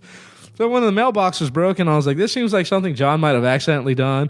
When I found out it was Retro, I was just like, I oh, remember man. you stormed out of that gate and said, "What the fuck are you?" It was Yeah, dude, because the guy rad. was just acting a fool in the middle of the street, and I was like, you need to get in your fucking car and go to bed. And like, you know, even as like I have mean so many, as I looked and shit, I wasn't trying to fight the guy. I was trying to like get him into his car to go to sleep. And I guess he took it as an invitation to try to punch me from behind. But before he could even like get close to hitting me, my friend tackled him to the ground. And I turned around like, because I was already pretty wasted too. I mean, I played a decent set. I drank a lot of fucking beers. Stunnered a couple of motherfuckers. Played some Smash Brothers. Remember during that whole night, seriously, and I don't know if you remember this, him calling over to David or whatever, Vector, and just saying, "I'm not a poser." And it was just super, super weird. And the show was great. I remember, so we go backstage, and backstage it had Bonded by Blood, Ex Mortis, if you can believe it or not. That was super fucking rad. Vector and pretty much all the bands that played, White Wizard, all super cool guys. I can't complain one bit. And so we get invited to this after party, if kind of like reiterating what's going on, at the Bonded by Blood place, aka Juan Juarez's house. And so what happens is I'm standing outside of the glass house with Adam, and Adam's asking Mauro at this point, "Hey, you know, I came with this guy," because you wanted Adam to go. Yeah. I love Adam Meeks. I love Adam Meeks too. He's a great dude. But the problem is he came there with Retro, That was his ride. and so, but you know, I gave him a ride at the end of the night, right? Yeah. You know, I like pretty much saved his You ass. left me with the Retro. No, Retro left himself. That was not me. Because if Retro hadn't gotten that wasted, he You know would have what's left. funny? He had this great fucking like 1984 silver hatchback Toyota It was like an old fucking 80s like. And the problem, dude, he would blast the weirdest music coming out of it, like the one-hit wonders shit that you would never want to hear in your This life. guy like wanted a fucking AMC Back to the Future car so bad. Dude, he had the glasses to prove it, ladies and gentlemen. My God, dude. What was this band called? Like Grave Danger or something like who that? gives a shit? I need another beer though, man. I'm like beerless right now. Oh man, I got more upstairs. You know, Mauro's fucking up, ladies and gentlemen. So I just remember I just remember Mauro inviting Adam, and so Adam goes, well, I came with Retro, you know, is it cool if he comes? And so Mauro, of course, said yes, yeah, no problem, like bring him or whatever. And so we go to the party, and it's literally 5 minutes down the road, and all the bands go there for. It was just one of the coolest nights ever. Got my Outer Isolation vinyl signed by all, you know, the Vector guys, and I still have it to this day. And yes, it's all about me, ladies and gentlemen. So that's what it is. That's right. It is right now. Oh, you got me a stone. Woohoo! Thank you. And so I just remember. Got assorted beers. I just remember you having to invite Retro because Adam came with them. It wasn't really a fight. It was more of a scuffle. Oh, I didn't even get to that far yet. I just remember you inviting Retro because Adam, you know. I thought you said fighting.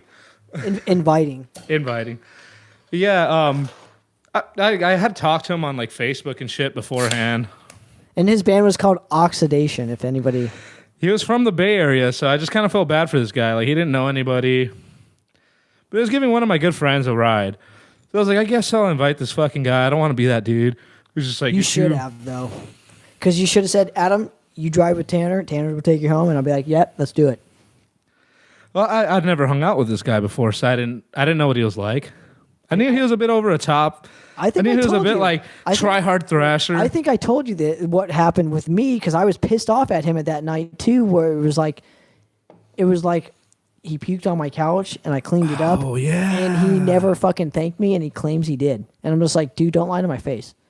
I didn't tell him this, of course, but in my mind, I was like, you're lying to my face right now and I don't appreciate that. Just own up to your shit and we'll move on from there. But you're fucking up. So you see, I thought like in a big crowd, like he wouldn't be so stupid.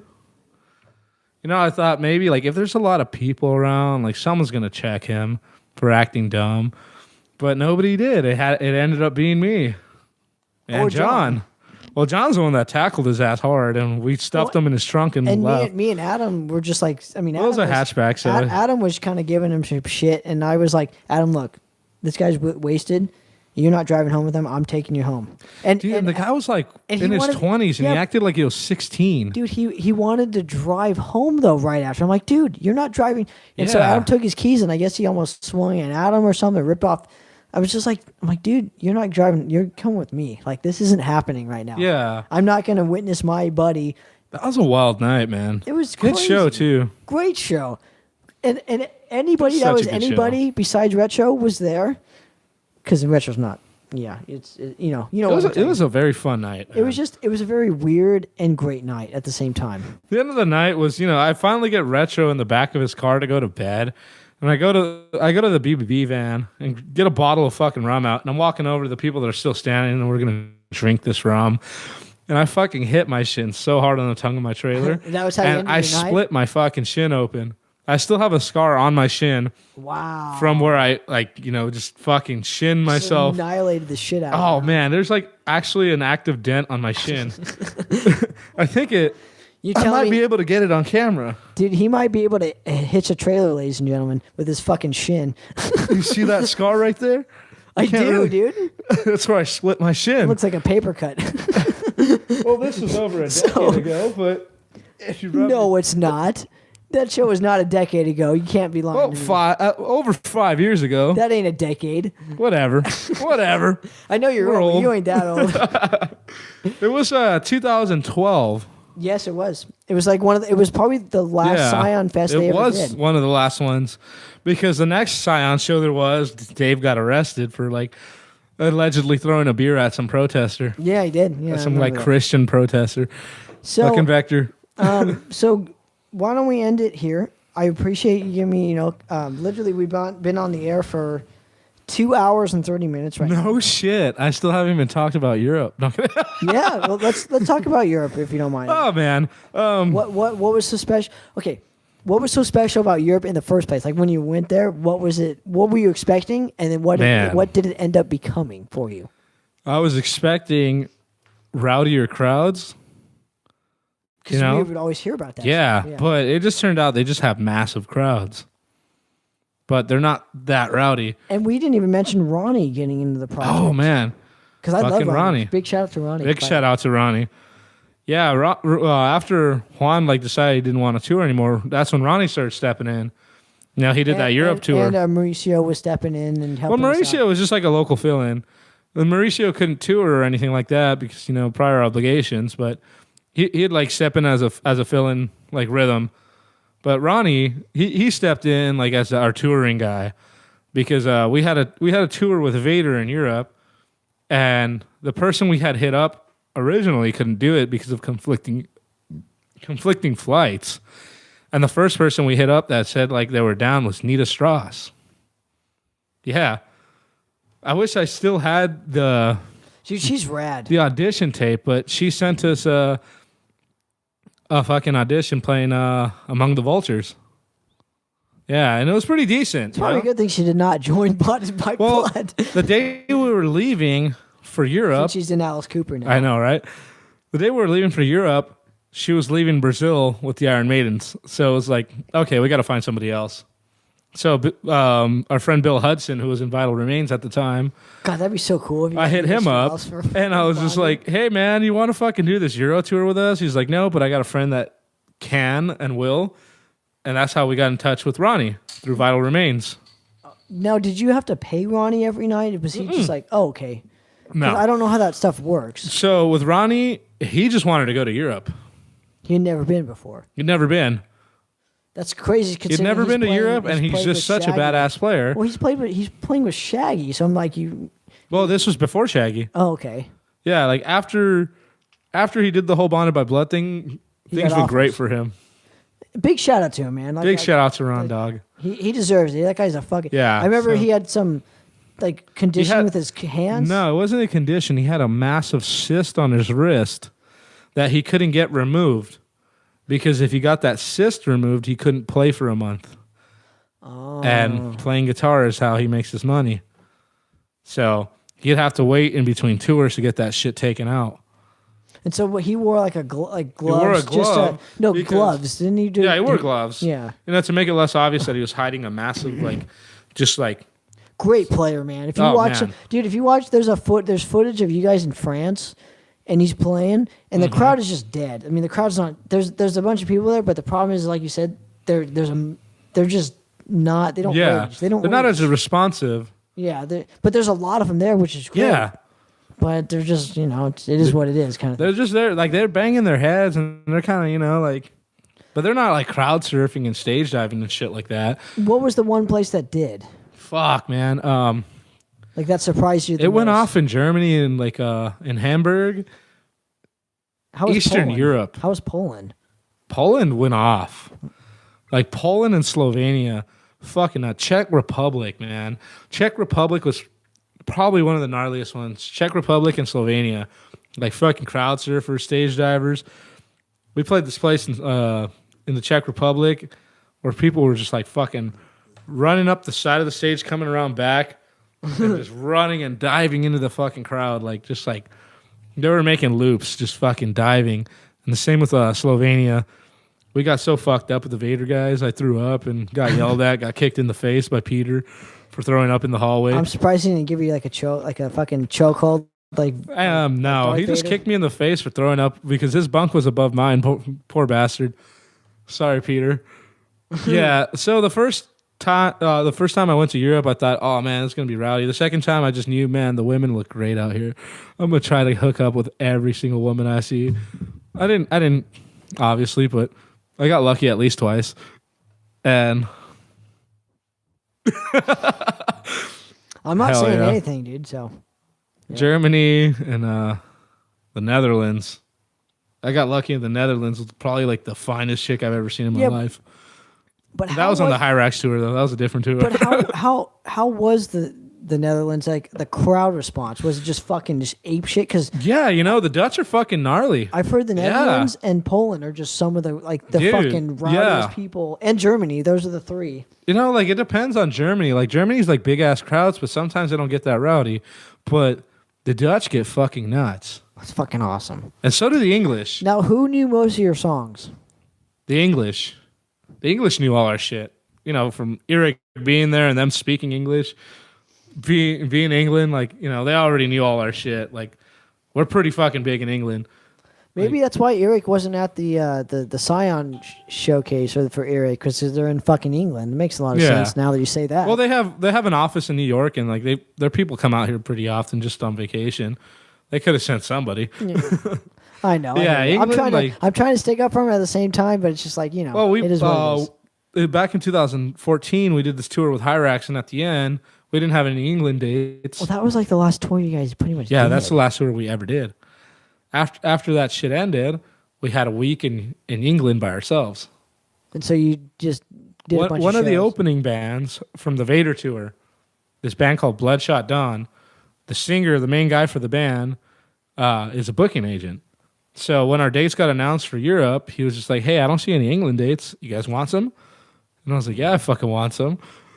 And Now, man, Can you talk about your guarantee, or is this out of the question? Like that you guys? no. Honestly, when the last tour we did was with Soilwork in America, and I think we were getting like $250 or $300 a night. That seems like nothing. Yeah, I think it was $250, and that's because or $300.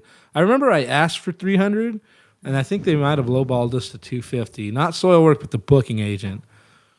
And the Soilwork guys were really fucking sweet. So you were, dude. Okay, so you're getting $250 a show. Yeah, You're driving 8 to 10 hours a show, if that. between 4 to 10. 4 to 10. Yeah. So you're paying for gas. I want to put this in perspective for our audience. You're paying for gas. Mm-hmm. You guys are pretty much have to eat top ramen Yeah. because there's no other way to Or Little Caesars.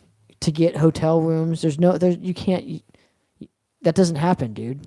No, we actually just like I specifically remember. we have fans that we stay with. We built a network of like people we know, places we could crash. Sometimes I'd whore myself out to women so we can stay at their house and have showers. I didn't mind. I'm a Of course you slut. didn't. I like women. Of course you fucking whore. But Right, so, I'm just like I like women. I don't care if I have to sleep with them to have a But- place to stay. But you guys taught Clean me. You guys bed, taught me a shower. good lesson though, in that I still do this to this day. Where like if there's a touring band that's like they're our homies and stuff, I'll usually give them like a 20 spot, Mm-hmm. just for nothing, and they're like, "We'll take," like they're always like not weirded out, but more grateful for Yeah. $20. Dude, $20 on the road's a fucking like nug of gold, man. It is so like That's like you can feed a whole band with $20. so it's There's to so me- much Little Caesars. and I guess because I had toured, so I know what that's like. But Yeah. $20 to me is the difference between eating and not. So Yeah. it's like if I'm responsible for you guys eating for today, that's the greatest gift I can probably give you. And I'm not taking a shirt. I don't want anything. It just here's like Here's $20 fucking- on here's the $20 counter for. Like Split it 4 or 5 ways. yeah, Get 3 boxes of Little Caesars or 2 boxes. I don't know. But I learned a lot of lessons from watching Bond. You guys Yeah. fucking We just roughed it so hard. struggle, dude. I mean, I don't like to like say we had it worse than anybody else. Oh, you did. No, I'll speak for But- you. You did. Like we definitely had it pretty bad, but we made it work somehow. Yeah, Like- but you guys got treated like shit. Yeah. We got shit on until I started stepping up about it. Once I realized like I can fucking get in people's face for treating us like shit and trying to stiff us, and nothing's gonna happen except we're not gonna get treated like that anymore. I'm a musician so I don't get it, but I never understood it. Yeah. Maybe because I'm not 16 and fucking my Thrasher uniform anymore. That I don't fucking Kids, you want to start a band? Don't go on tour. and I guess don't name your band after a fucking classic record because do you feel the Also, name, don't take people's shit. do you feel the name kind of hurt the band? Because I feel it did. Bonded by Blood. Not really. I honestly think like a lot of people like, especially like the older crowd that actually buy stuff from us and not go online and talk shit about us. The older crowd was just definitely fucking loving it. They're just like, hell yeah, dude. Like that's a great name for you guys. Like you guys do definitely give off an Exodus vibe, etc. And it's like, oh, sorry, my foot hit the. You don't have to say sorry to me. But yeah, I don't care. fucking. A lot of older cats really dug it. They're just like, hey, you guys have like this cool fucking vibe, etc. And there's usually just the younger cats with their fucking thumbs up their ass, thinking they're too cool for school, just like being like, "What the fuck would you guys name yourselves? Fucking blah blah blah blah blah. I suck dick for a living, bitch." I'm just like, whatever, dude. Fuck you. Fuck your life. We're gonna do whatever the hell we want. We're gonna play however the fuck we want. Like, we're gonna play whenever the fuck we feel like playing. It's like, and that's why you guys had your moment. I wish you still had your moment, though. I wish we were still playing, but unfortunately, we're all we're all 30 or pushing 30, and like nobody lives with their parents anymore. Now, what is the deal with the fourth album? Like, is it ever going to come out? I know. Optimistically, yes. Realistically, no. Oh, okay.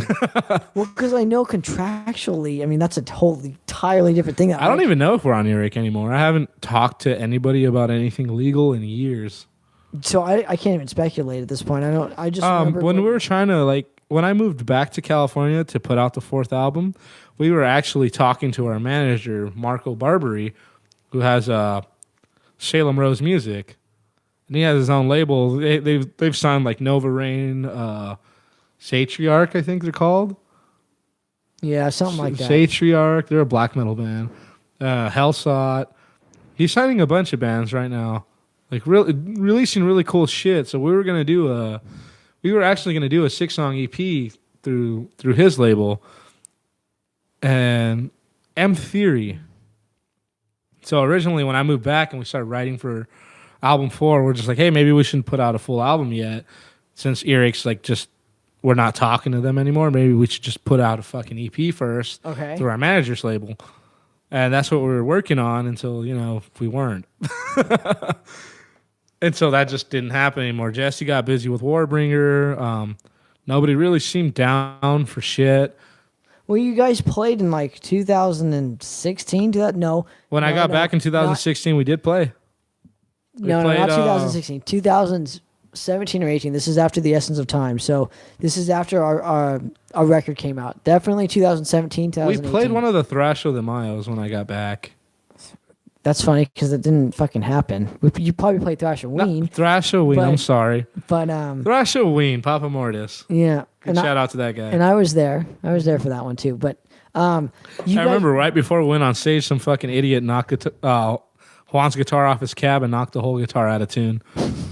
I remember that and too. We're just like, dope. We haven't played in years, and someone just completely knocked our shit 100% out of tune, and nobody else here has a 7-string. Retro, you're fucking up again. So the thing is, great comeback. So, but you guys played the venue. I don't even want to say in LA. Like a year or two later, I went to it. You did the Feed the Beast album in its entirety, and then just nothing happened. Nothing happened after that. No. And then obviously Jesse's no longer in Warbringer. So there's no excuse as far as that goes. But you had mentioned something about Carlos is no longer. He's no longer in California. So big shout out to Carlos and the missus. So I guess like Carlos just decided like he's not. He had enough. He's had enough of California. It's too cutthroat out here. He's not making the money he wants to make. He's not living the quality of life he wants to live. And he decided fuck this. I'm out. I mean, I did the same thing when I was touring with Warbringer. At the end of that, I was like, what the hell do I do now?